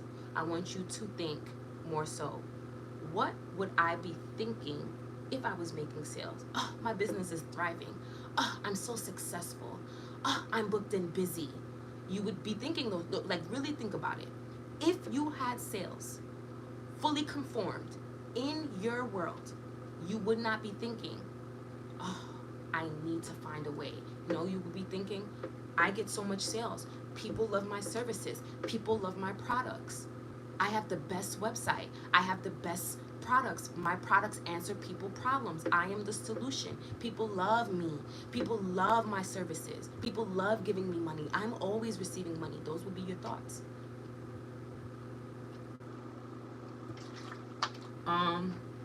Autumn. Let's see. Girl, I told my SP I like him, and that I told my SP I like him and what I want if he wants to stay in my life. He said he can't provide that at the moment, so I have been focusing on me and my self-concept because I am chosen. Right. So I want you guys to remember something. There's no rules when it comes to relationship. Everybody goes about their relationship in different ways. So I'm not going to spit to you the normal relationship things like you shouldn't text first, or you shouldn't confess love first, and you shouldn't do this. That's not what I'm here to tell you. That's not what I'm going to do. You're going to do what you naturally feel called to do, because there have been women who confess their love to a man and the man is like, oh my God, I've been feeling the same way, or whatever the case may be. But what I want you guys to remember is that you do not have to take physical actions to make your manifestation happen. That is essentially, if you take action from the mindset that I have to do this to get the ball rolling, that is you also saying, hey, I do not have, so I need to do to get. Now, if you do it from the mindset of, and I'm only going to keep it real because I want you guys to see. If you do it from the mindset, let's say you are someone who doesn't care if you do it first, right? If you do it from the mindset of, I don't care if I say it, I'm just going to get it off my chest, whether the person says it or not, I don't care, whatever, I would have got it off my chest and I could go to sleep tonight. That's not from the mindset of, I'm trying to get it. It's more so from the mindset of, I said it, whatever, I don't care. But you know what? I'm amazing. So at the end of the day, I know he's going to commit to me. I know she's going to commit to me. I know that I'm chosen, like Autumn said. I know that I'm chosen. And you say it. You don't need to manipulate. You don't need to do anything to cause your manifestation to happen. What you need to do is be. Even if you're the pursuer, it's the same thing. You need to be, because you can be the pursuer and get curved, because you have the mindset that I can pursue but I'm not accepted. You know, you want to make sure that your assumptions are in alignment. You don't think I was a very crazy girl, guys. Could have been crazier, but I chose not to. I've done maybe if I confess my feelings, something, his heartstrings will be pulled and he will confess back. Whole time I have the belief that I'm afraid of commitment, running rampant in here. So what do you think it looked like for me when I told him that I've never felt this way before and got choked up? He looked at me and was just like, I see what you're saying, but I'm not there. And I didn't even get mad. I just went home and was like, well, I'm not going to do that again. If you are thinking action and you're overthinking it and you're trying to get something to happen, just take a breather for a moment. Just take a breather. I'm not even telling you not what to do. Just take a breather for a moment. Make sure whatever is going on internally is where you want it to be. And then if you feel still to go for it, but then if you feel like, oh, nah. Okay. You don't need to convince. And this is especially for relationships, friendships, and even work relationships. You do not need to convince anyone physically to like you. You do not need to convince anyone to see your value. You don't need to convince anyone to see you don't need to see there's other stuff that I've done in my relationship, manipulated, that backfired and I reacted to. In this case it didn't, because I knew I was playing myself. So when I know that I'm playing myself, I kind of just be like, you played yourself. You knew you wasn't supposed to do that, Nikki. And I kind of snicker to myself and I go about my life. I really think my life is like a fun, easy, sitcom. I think I would have an entertaining sitcom if you guys followed me day to day. I was thinking about doing vlogs for you guys one day. I don't know. Anyways, back to what I was saying. You don't need to convince anyone to like you. You don't need to convince anyone to commit to you. You don't need to convince anybody to spoil you and splurge on you. You don't need to convince anyone to do anything. All you need to do is to change your assumptions on these very topics, and what people are going to naturally do are those things. Think about it. I'm telling you, you don't have to do anything. All you have to do is receive. Relax, receive. That's all you have to do. And be, hey, I know that I don't have to convince this person to like me. I'm just going to decide they like me. And what's going to happen is this person may have seen some. Here's a perfect example. I was thinking of my best friend. I have stories of manipulating the 3D. If I would tell you guys that, and on another day, you guys would be like, Nikki, what the hell were you thinking? And I'm like, I wasn't thinking. That's the problem. You don't have to do anything. Like, that's the funniest. You don't have to do anything. And if you do something, like I said, because this is not me telling you guys, if you feel like, oh, there's going to be times that you are aligned in your thinking and you're like, no, then do it. But if you know when you're not supposed to, like, just relax, right? So, I forgot what I was saying before that. There's nothing that you need to. Oh, that's what I was talking about. My example with my best friend. I was thinking about my best friend. I was just like, you know, me and my best friend can text easily. Like, I can text her. I don't need an occasion. She doesn't need an occasion to text me. There's nothing like that. But I casually just thinking of her, and then I thought of her, and then I moved on, and I started to say self-concept affirmations, totally disregarding my thought about her. I just moved on to another thought process. And when I started to do my affirmation, I was just like, and I'm always missed when I'm away, because I was thinking about my social media, and I'm always thought about. And she literally texted me. It's just so funny because I love this. There's a tea that I really love. This tea. They need to sponsor me. Right. Anyways, so there's this tea. I'm trying to be serious, guys. So there's a tea that I really love, and I actually, it is not sold everywhere. You have to go like random places to find them. And she's in another state right now, and she sent me a picture out of nowhere. She goes, I saw these and thought of you. What was I just saying? I'm always missed when I'm away. People are thinking about me. That's it. You don't have to do anything. I didn't have to be like, hey girl, you miss me? I miss you. I could have. That's my best friend. You get what I'm saying? But it's like, you don't have to.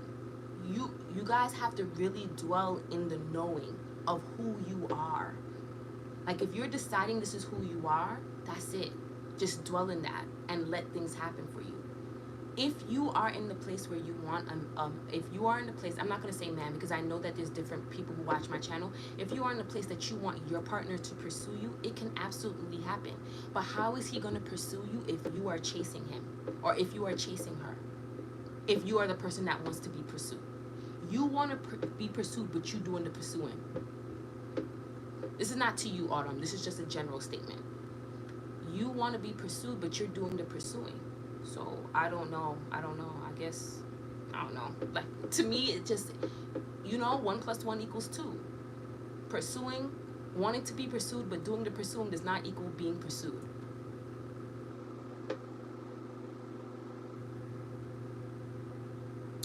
Yes, I had a coaching client that did that. Somebody asked if you can change somebody's sexuality in terms of like your SP, and I answered and said yes, because I had a coaching client that did that and manifested successfully. I posted that success story like when I first like started coaching. If I can find it, I'll repost it for you. Essentially, she was into a man that was, who in her current reality was into other men, and she was a straight woman who wanted him to be into her. She did not force him. She did not manipulate him. She actually had no contact with him for years, actually. And not only did she get in contact with him, after years, a series of events happened where she got his phone number, everything. He was interested in her. It's very possible to happen. And there's also stories you hear all the time, because I have, different sexuality of friends. You hear it all the time. Oh yeah, I'm into this kind of gender. However, but I like this one person that's not that gender. It happens all the time. This is actually really normal. So if you can normalize that thought, you'll realize, like, oh, I like only girls, but there'll be that one guy they have a crush on. It's very possible. It's normal.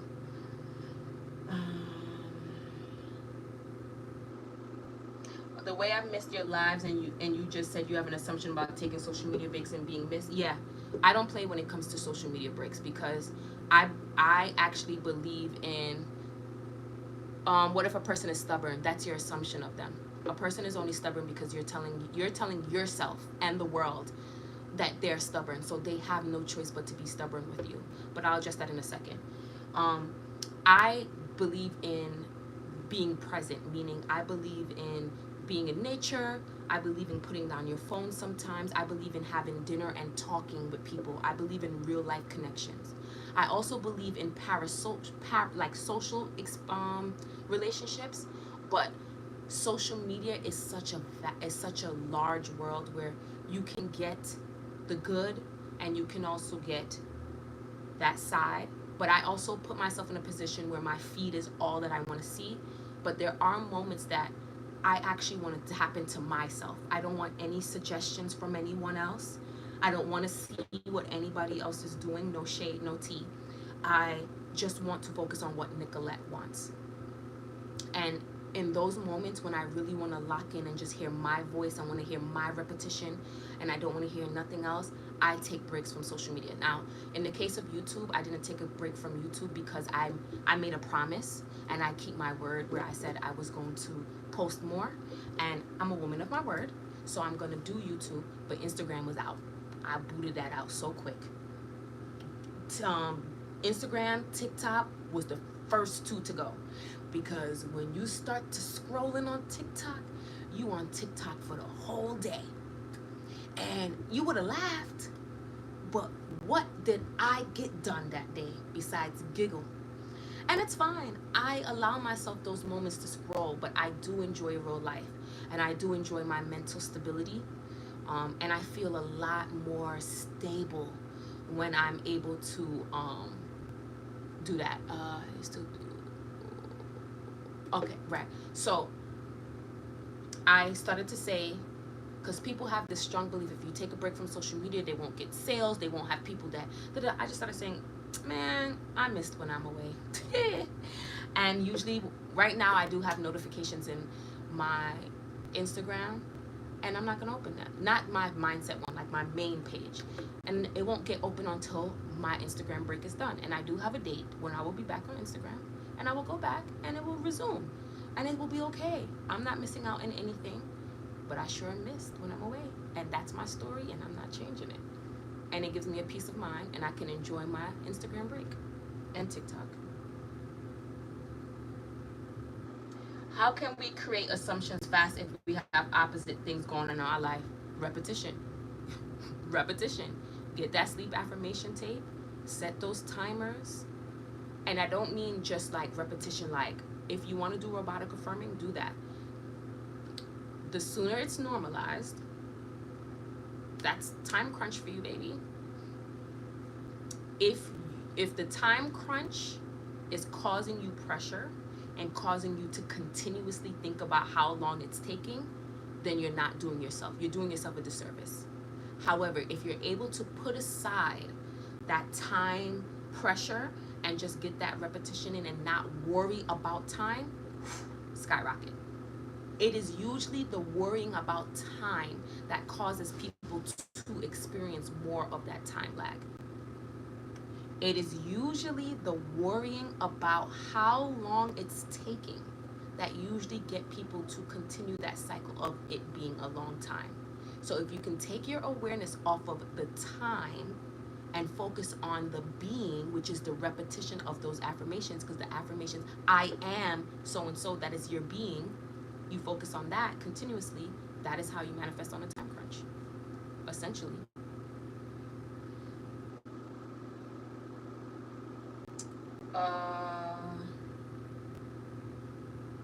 I love how funny and elegant you are. Thank you, my love, because that is my affirmations. Y'all are really, y'all repeating my affirmations today. Anyways, yeah. I appreciate you guys. Should I go no contact or continue a friendship with SP when manifesting commitment? Both trigger me in different ways. Okay, so Maria, I'm happy you actually answered that for me, because I actually just told somebody this the other day who's manifesting their specific person.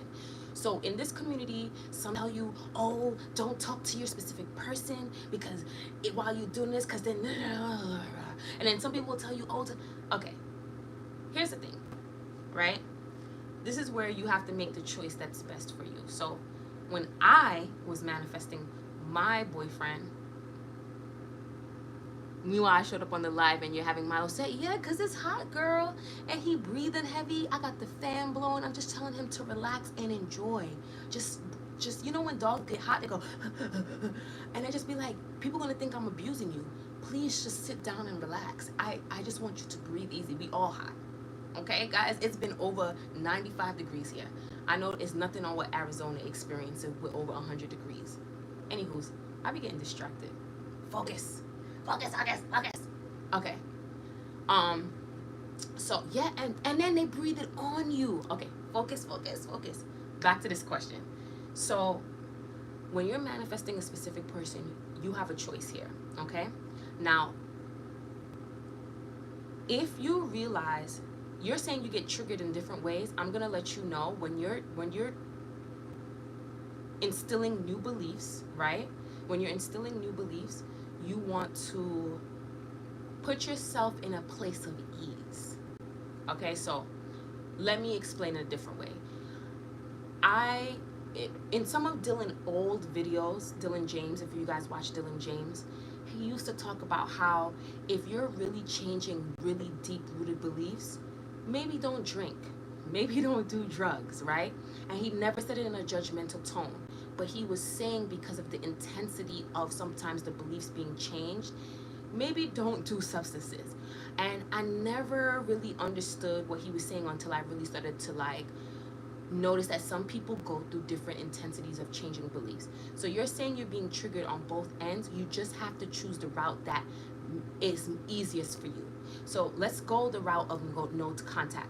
You don't have to go outright like, I'm never talking to you again, don't hit my line, don't ever, just forget my name. And even if you did that, you still could manifest the person. But you want to go the route that you are able to navigate easier. So for me, going no contact, I just wasn't used to that because we've been friends, and I just chose not to.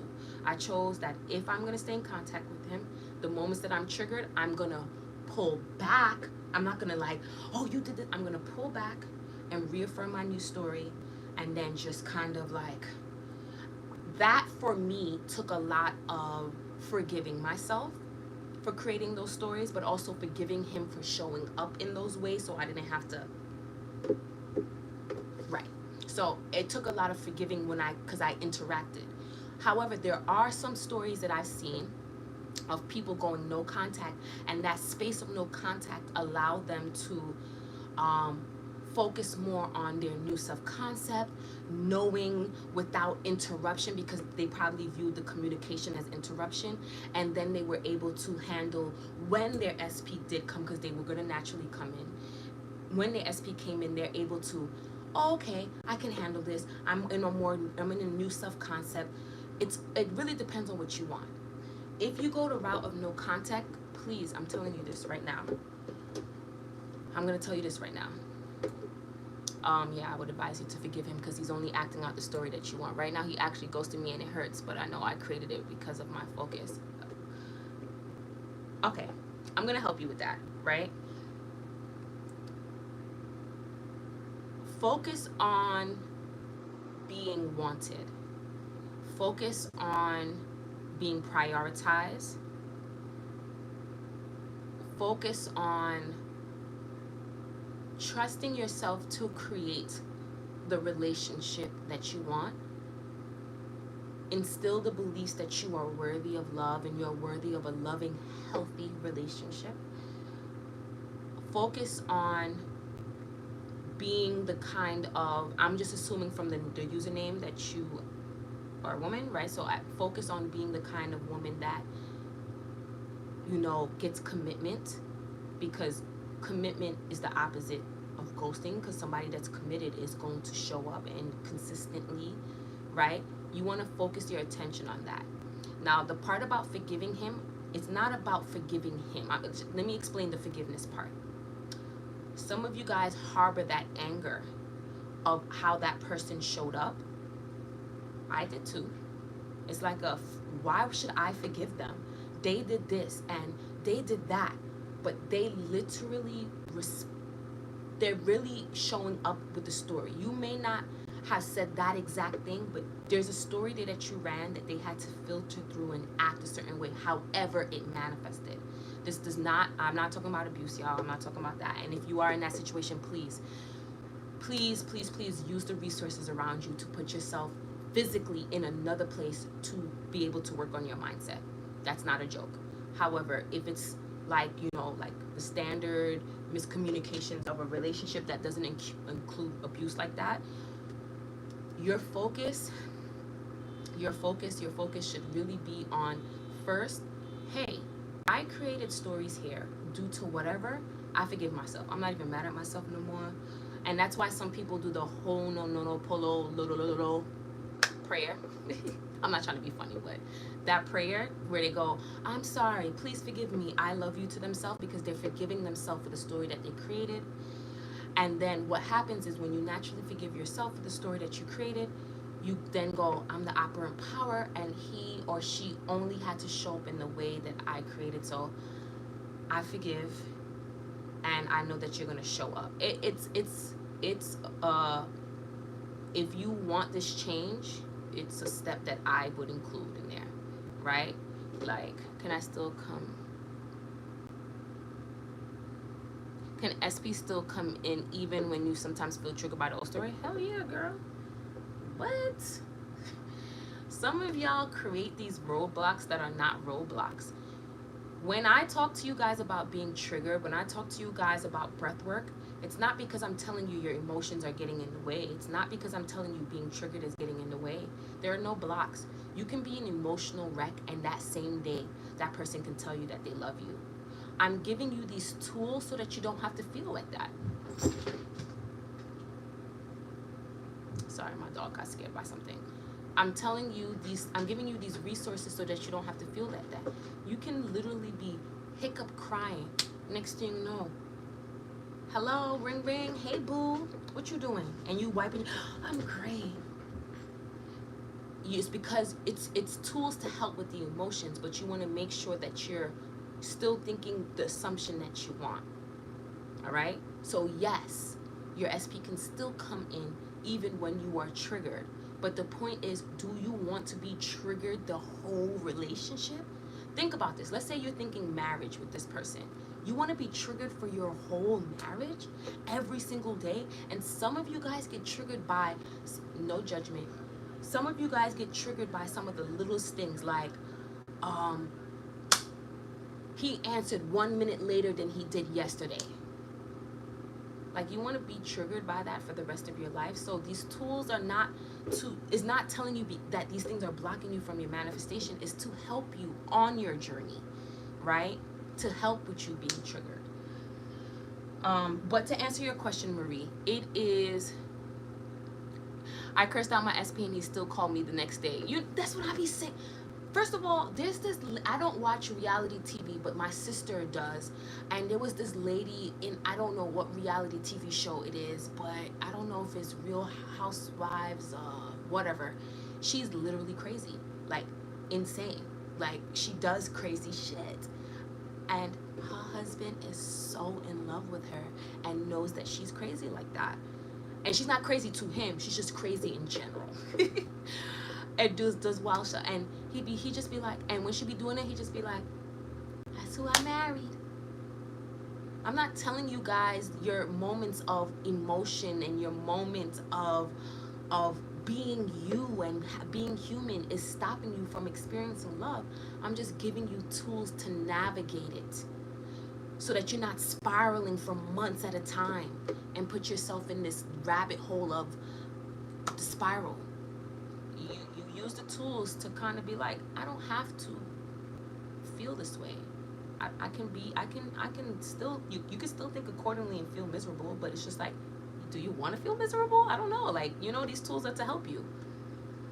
Marie, to answer your question, choose the way that is easiest for you.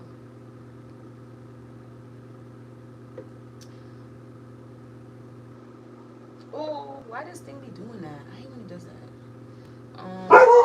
Milo, relax. Be nice. Thank you. You guys see what I mean? Like, almost gave me. I'm not. Okay, this is who I wanted to answer. What if a person is stubborn? What affirmations you would use? First of all, I'm going to teach you something. What you decide is what it will be. As long as you say, like, you know, in my, like, I know you guys heard that right in here, but what you say is going to be your experience. So you're saying this person is stubborn and whatever else story you're saying about them, and I just want to let you know they will continue to be stubborn to you. So there's an example that I also like to use when giving examples of stories that you tell. You ever see a guy who was a player and he played with girls, just playing them, and then he cuffed the one girl? It's because that one girl had the mindset that she was committed to, and probably the other girls that he chose to just decided that they. So is he a player or is he not? To the girl who's committed to, he's not a player. To the girls that he played, he's a player, because they're saying that he's a player, and because she's saying that he's not a player, she's committed to. You're saying this person is stubborn, so therefore they have to give you stubborn. But to somebody else in his world or whatever, they're saying he's not stubborn. Not another girl. It can be like his mama, but like whoever, he's not stubborn or she's not stubborn. You need to be aware of the stories you're telling. Now, it seems as if you do want to change the story, which is awareness. First step, stop saying that they're stubborn. Even in the moments in your physical world, you are seeing this person be stubborn. You can still exist in you can still exist and still choose to put your mindset somewhere else, knowing. So you can navigate it like, okay. I always tell you guys, my favorite statement is okay, cool, okay. And then I go into real focus mode. No, I have the easiest time. I'm loved, I'm wanted, I'm respected, I'm shown up for. It's so easy for people to communicate with me. It's like you create the story that you want to experience. What do you want to experience? So if you don't want to experience stubbornness, so what do you want to experience instead? Maybe you want to experience ease in conversation. It's so easy for us to have conversations. We could talk about any and everything. I can ask a question and it's met with ease. My life is so easy and fun. I don't know what you want. So you don't want stubbornness. So, but that doesn't mean you. I said this in the beginning of the live. When you realize you don't want something, it is okay to address it and unpack it. But after that, if you continue every day focusing on what you don't want, at that point you're complaining and doing nothing about it. You want to get out of that and really get into focusing on what you want. So now you've addressed that you do not want stubbornness. You decided, I'm not going to tell that story anymore. The question is now, what do you want? Once you answer that question, that's what your affirmations should be. So you're asking me for affirmations. I can absolutely give it, but I don't know what you want. So you have to decide what you want, and that's what your new assumption should be moving forward. No more saying that that person is stubborn. What's going to happen is, as you continuously shift and tell the story, this person is going to naturally change. One of the habits that my partner used to irk the living out of me, and I would always complain to my sister about it, how it irked the hell out of me. And what do you think I experienced over and over again? Because I would come straight home and complain to my sister. The moment I told my sister, girl, I don't care no more, I'm done complaining, let me change the story, I changed the story, and I never complained to my sister about it again. And it's so funny because the other day me and her were talking about it. She's like, yo, in the beginning, very beginning, you used to complain about certain things all the time. She's like, now it's like he's a completely different person with you. Yeah, because I stopped telling the story that I do not want. I stopped complaining and I started to change it. That's it. If I'm manifesting being successful trader with no action taken, it's possible for me to naturally take the action to become that with no forced action. Yeah. So what may happen is maybe one day someone may give you money and you may decide, I'm going to invest it into the whatever trade. It could happen in a plethora of ways. I'm just giving you examples that I can think of right now, but don't let me put you in a box and don't let me limit you. It can happen in such beautiful ways. You can maybe wake up one day and hear a piece of news and go, I'm going to invest in this, this, and this. And you become a millionaire. It's just like how some people go, I knew I was going to win the lotto. I had certain numbers and something told me to play it today and to go to this specific store. And they didn't overthink it. They just did it. That's how inspired action works, really. You just are dwelling as this person, and then naturally you might just wake up, or it may not just be wake up, you just may be doing an everyday task and be like, I'm actually going to go this way today. And you go this way, and then boom, you get the answer that you need, or you do something that leads to you getting what you want. So it could happen for you that way, where I don't need to do anything, and then next thing you know, you go to the supermarket and you end up meeting with a trader that's a multi-millionaire, and that trader decides to take you under your wing and make you the #1 trader in the world. It can happen in such beautiful ways. Don't close yourself off to the options in a way that it can happen. The one thing that I will say to you is there should be a slight belief in yourself, meaning like it's possible for you to have this experience. So if you notice yourself doubting or noticing that, I don't know, like, really tap into, this is possible, I can have exactly what I want, I'm the opera of power, I'm powerful, and then step into your reaffirming your story of what kind of trader you are. It's effortless for me. I'm decisive. And traders are usually, one thing I will say though about people in my life that I notice that are traders, or people in my life that I notice are into stocks and things of that nature, they're very sure of their decisions. Okay, so I would become very sure. I would instill that kind of belief in myself. I'm sure of myself. I'm sure of my decisions. I'm always in the right place at the right time. Everything I'm doing is right. Every decision I'm making is right. I'm being led in the right place. I don't have to overthink action. It just happens. You know, instill those kind of beliefs in yourself. I used to assume that my inner assumptions wouldn't generate momentum, but now I think it's starting to. So Neville Goddard has a quote that I absolutely wanted to do a video on, but I'll just say it. He says, if I can paraphrase it, he says, your inner whispers, something like your inner whispers are echoed, something like whatever you whisper, anything that you whisper to yourself is echoed in your 3D world. So he didn't necessarily mean your actual whispers, like, you know, but the things that you are really saying to yourself, the things that you are repeating is really heard in your world. And it's really up to you to really tap into that potential or not. Hi Nikki, I visualized my friend getting a new job, and I affirmed they got a job quickly within 2 weeks. I love when friends manifest for friends. I've done that before. I've manifested my friend getting a boyfriend. She got a boyfriend. And I love that for her. And she's still with him, and they're so happy. Exactly how I affirmed it. If you notice that there's somebody in your life that you care about that may not be into manifestation, you can do it for them. If you want to spend your mental energy on that, you can.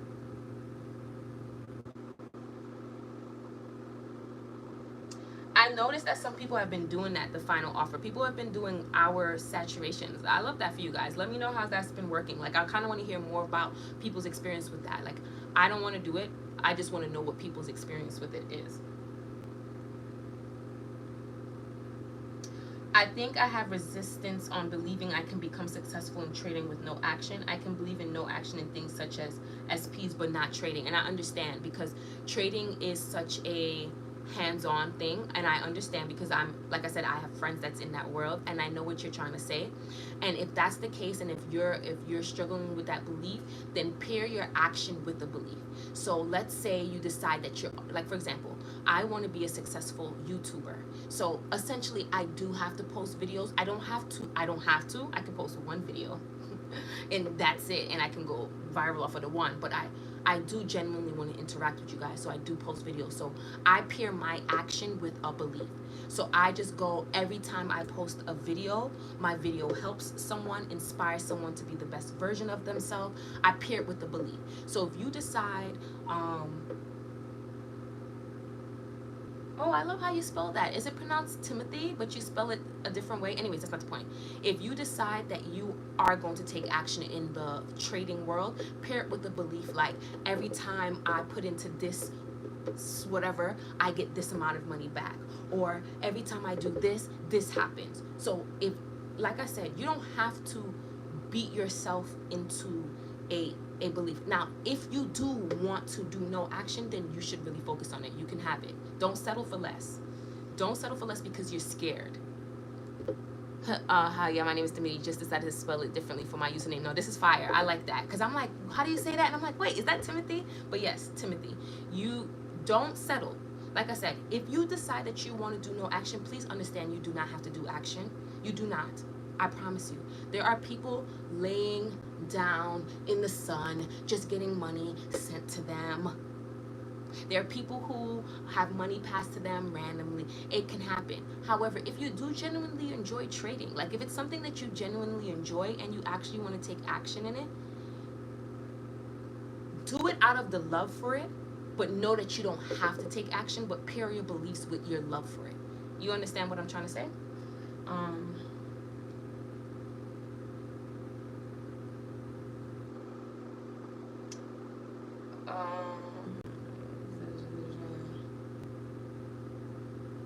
Whoa. Yeah, if anybody is asking for a book recommendation, I would recommend Neville. There are some things that I don't do that Neville does, but Neville is like great. And I would, if you are into like science part of it, I would read Dr. Joe Dispenza, which I'm really into the science part, hence the brain on my wall, and hence all the books here are from Dr. Joe Dispenza. But the very first book in the thing is from Neville Goddard, because Neville Goddard is like the GOAT, like to me. So like, you know, I did this one by Neville, but all my other ones are like the science like books by Dr. Joe Dispenza. So if you are looking for book recommendations, I do recommend Neville. And if the books are too hard for you to break down, I do recommend listening to his lectures on YouTube. Pause it. This is how I listen to Neville. I read it because I like reading, but if you're more auditory, I would take in what is said. I will put down the book. So this is how, in general, when you're learning something, well, anyways, do what y'all want. I'm going to tell y'all what I do. When I'm learning something, especially if I want to internalize it, I don't like parroting things. I want to actually learning. It's called prayer, the art of believing. Right? So when I learn something, or if I want to internalize it and I want to know it for myself, what I do is I read, I highlight, I read it, and then I put it down. I don't just power through it. I put it down. Hey, Garrel. Hey, my love. Hello. I don't just power through it. I just put it down, and I dwell and I think on what was told to me. So let's actually read what he highlighted here, what I highlighted here. Actually, let me see. Okay. Here we go. Let's test out. Is my voice like, let me drink water first. I'm so unserious. I try to be serious, guys. This life is meant to be lived. Okay. I think my voice is here. Okay, so let's read something that I highlighted that Neville said. To pray successfully. So one thing you'll understand, so let me put this in perspective from now. Neville connected Bible verses to mindset because he believed that the Bible was actually a book written about manifestation. If you do not feel that that's comfortable for you to break down, I would not go that route, because I know that there's some people on my channel that's still a little bit religious, so let me just give that disclaimer. He's not disrespectful, he just gives a different perspective to certain verses. So when he uses the word pray, he doesn't use the word pray like he's begging. He uses the word praying like how we would say affirmations, like how we declare.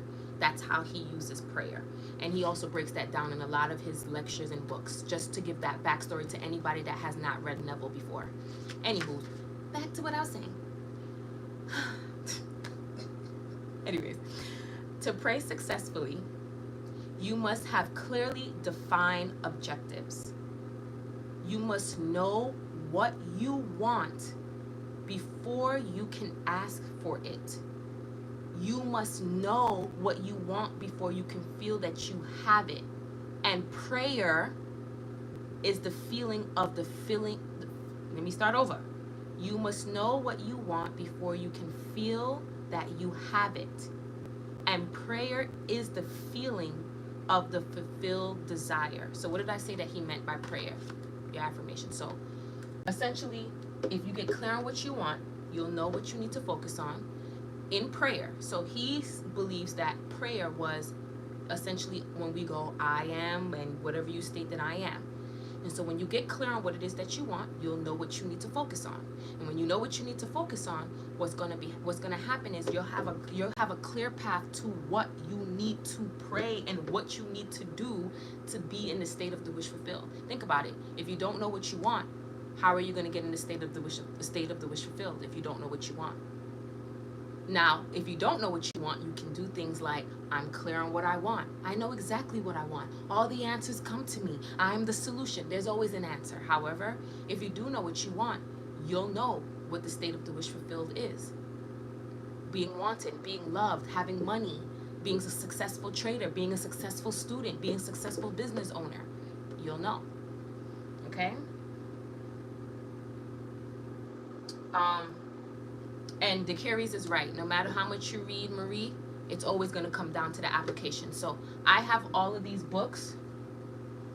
I've read them all. But the only reason why I became successful in what it is that I do in my life is because I applied what I learned and what called to me. So there are things that are highlighted in all of these books. But there's also things that I skipped over that I'm like, that's not saying that he's wrong. It's just that doesn't apply to me. And I just don't, that's it. You know? That's it. Oh, wait, let me see what else I underlined in here.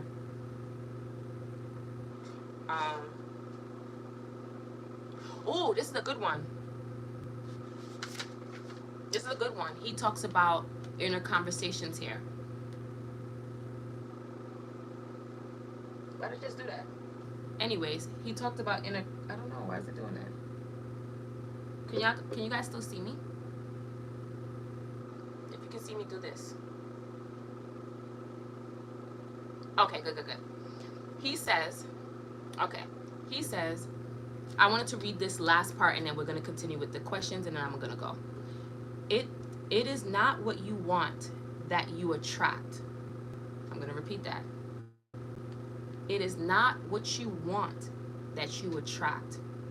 You attract what you believe to be true. What did I talk about in the beginning of this live? What is an assumption? What you accept as truth with no evidence.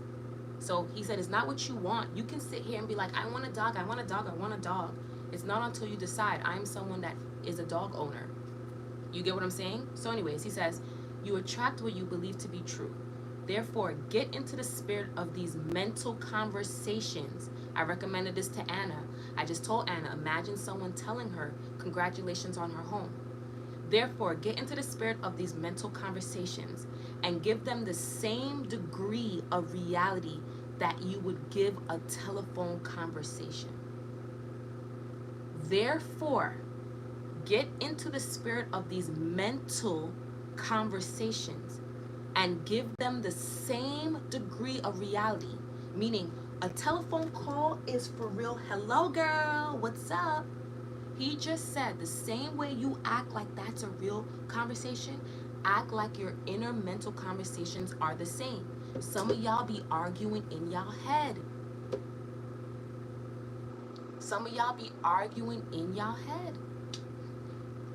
And that's exactly what you have giving back to you in your 3D. And you're wondering, why is my life so chaotic? Why is it doing that? Okay, here we go. We're back. You don't have to do that. Hear the people telling you what you didn't hear. I told you guys this example of Marilyn Monroe. She saw colors. She heard people praising her. She heard people always telling her that she was beautiful and she was this. She was considered one of the most beautiful women in the world. I actually also think that Mona Lisa had a great self-concept because her painting is in a museum. She's considered the standard of beauty in the standard of beauty. I don't know, but she's in a museum. Think this. She, in her time, she thought she was so beautiful. She was in a museum. So think that's an affirmation. I'm so beautiful. I belong in a museum. That still stands even after death. She's in a museum. One of the most, everybody, once you hear the word Mona Lisa, people sing about that. She's in songs. Think about what her self-concept could be, to be put in a museum and to be in songs and to still be considered one of the most major paintings in the world. Not in her country, in the world. Mona Lisa. Okay.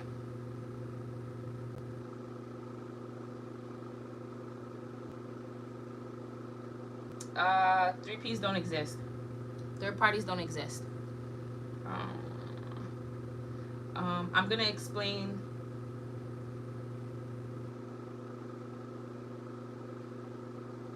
So there's a circumstance. Would you go about it by looking at it in favor, acknowledge it since it doesn't matter? Okay, so these are going to be the last two questions that I answer because they're kind of the same.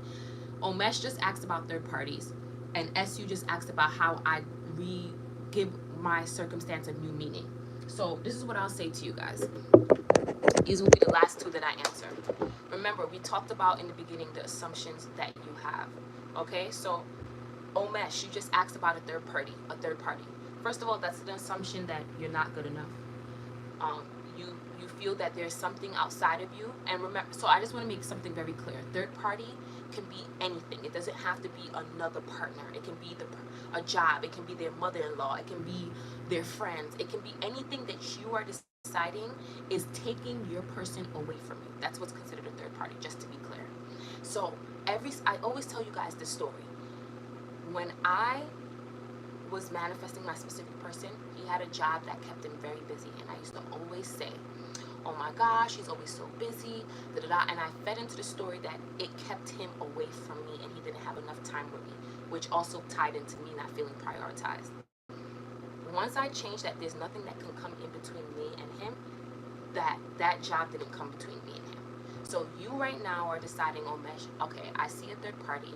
I'm deciding that this means that one, this person may not like me. Two, it could be a plethora of things. Two, I'm not wanted. Three, I'm not chosen. Whatever the story that you have running, you need to address that. It's not about the third party. And another thing, if you continuously focus on this person being with this person, that is going to be your story, my love. If you focus on the story that, hey, I'm the one that's wanted, I'm the one that's chosen, I'm the one that's prioritized, I'm the one that's committed to easily every time, no question, I'm always the best, point blank period. What's going to happen is the idea of a third party is going to seem comical to you. You're going to be like, what? Here's the perfect example. It was my birthday. I tell this story a lot because it's one of my favorite stories of how I knew within myself that my self-concept had shifted. It was my birthday party, and my partner owns a bar, right? And so I celebrated with my friends, and we decided, oh, let's go to the bar and just, have some drinks. It's your birthday, Nikki, whatever. I go to sit at the bar, and I'm sitting here. A friend is sitting this way, so she's facing this way because she's at the corner of the bar. And I have another friend sitting next to me. So I'm facing this way. My partner automatically sees me, comes over, hugs me, but he's also on duty at work. But I didn't expect him to be, on me, which he ended up being on me. I was focused on my friends. I was focusing on having fun for my birthday, being lit, Another person, which was a young lady, tried to intercept and hug up and on my person. This friend saw it. I didn't because my attention was this way.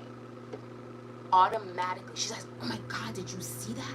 That girl hugged him. She was all up on him. You can tell that she likes him. He doesn't like her back though, because he didn't hug her, but still, she likes him. She's trying to push up on your person. First of all, I know what your self-concept is. That's one. Two, I just said, it's my birthday, and I don't care what anybody else is doing besides me. I'm the star. And third of all, nobody can take from me, even in front of me. What I decide is mine. Literally. He came over. He's like, help me. He's like, help me. Because he's in the bar. He's good looking. I'm not jealous. And I'm not going to make a story out of some random person in the bar. I'm the star here. It's my birthday. This is my show. And that's exactly how it played out. Now, if I would have took that friend's advice and been like this, I probably would have been in his face like, who's that? Why she hugged you like that? What's this? What's that? No. There is nothing external of me that can take what it is that I want. That is mine. Because I said in my head, this is mine. And I'm not just talking about him. This is how I feel about anything that I'm deciding is mine. There is no limitations. There's nothing blocking me. So Omesh, I can only tell you, if you continue to think that this external party is stopping you from experiencing a relationship with this person, that is going to be your story. I'm sorry. However, if you can take yourself by the reins and go, I'm special. There is no one like me. I am irreplaceable. I'm picked out in the crowd. I'm chosen. People want to be around me. People love me. And whatever else story you need to tell, what you're going to see happen is that's going to naturally dissolve. And that person is going to come back in your vicinity. And you're going to also get the choice of, hey, I actually want to take you back into my vicinity. Or you can have the choice of, hey, after doing all of this, I actually decided to go somewhere else and talk to someone else. It's always your choice. But know that you do not have to settle for the story. And you need to tell yourself that. Now for S, the last part of the question you're asking, what do I do in unfavorable circumstance? I just told you. I either give it a meaning that I'm the star, or I don't give it my attention at all. This is how I think, and this is where I get very strict. So you guys always see me laughing. You guys always see me joking with you, and I am genuinely like that. But I get strict about I get strict about what it is that I want to experience. If I become aware of something that is unfavorable, one thing for sure that's at the top of the list is not stopping me. I may cry, I may get in my journal and write angry and whatever, but it does not stop me. I do not make anything stop me or make me believe that I cannot have what I want. That is the number one thing, no matter what. I could be saying I make money. I said this in the group, and I don't mind sharing this. We have a money challenge going on in my VIP group. Maybe on the first week of starting to affirm for my specific money, I got an unexpected bill in the mail. Literally. And I did not let that stop me. I did not make me feel like I could not get my money. I did not make me feel like I was not going to be rich. And furthermore, I actually got the money that I wanted, which this is for my VIP group. Y'all gonna hear that soon in the end of the challenge with the success stories. That bill did not stop me. If you are aware of something that you feel is unfavorable and you decide that it is stopping you from having what you want, that's it. That's your story. But if you know you're powerful, if you know you're limitless, if you know you're the operant power, you can have exactly what you want, and you know all it takes you doing is navigating your focus, you can look at that unfavorable circumstance and go, you know what? I'm powerful here. And I can ignore this or I can give it a meaning, but either way, it's not stopping me from having what I want. It's not stopping me from what I want. And once you really start to practice that, because it's practice, once you start to really practice this mental exercise, this is the part that's the work, guys. That's the only part that's the work. It's the practice of the mental exercise. It's going to be easy, and what you're going to notice is that naturally your awareness is not going to go on these circumstances. Okay, all right. I'm about to go, guys. He's getting unsettled. To answer your question, in my VIP group, which I have so much announcements, but in the VIP group, Right now, we're currently doing a money challenge. It ends at the end of this month. There is a cash prize. A random winner will win the cash prize. However, we are intentionally focusing on either a specific money goal, new job, or business success, which I'm posting daily encouragement. As you guys know, they know I've been posting daily videos. I usually do challenges in my VIP. I actually started my VIP group with a challenge. Okay. Also, in that group, I do go live. Not as often as I should be, but I do go live. Okay. I also answer questions, and I allow people to email me or DM me if you have questions. So I do not charge for coaching, but in the VIP group, if they hit me up, I will answer. And most of them can tell you I do answer. Even if it takes me a day, I do answer. Now, since you kind of already asking, I can just drop part of the news. There will be a new tier of the membership group, which is really, I'm so excited for it. That news will come later, but as of right now, I'm on one tier, $4.99. You join, that's it. I post my success stories. I post playlists. I post a little bit more there, like more personally, like I'm talking to my besties in a group chat. That's how I post. But I also talk about things that's like, so you know, in the manifestation community, they always tell you things like mindset, mindset, mindset. And I get it. But I also talk about how self-care is okay. Like, you know, physically taking care of yourself is okay. You know, and just, I include tips like that. So if that's something that you're looking for, you can join. If not, I'm happy you're here, girl. It doesn't matter. I'm just grateful. And I love you guys. I'm about to go because Milo's getting unsettled. And I think it's about to thunderstorm. And then you guys are going to hear him whine. So I don't want that to happen. So live coming next week. I'm working with my schedule. And because it's a heat wave, it's kind of difficult. Actually, let me rephrase my story. We will have definite live scheduled for next week, and I'm going to work through and find a way to work through the heat wave. See what I did there? I love you guys.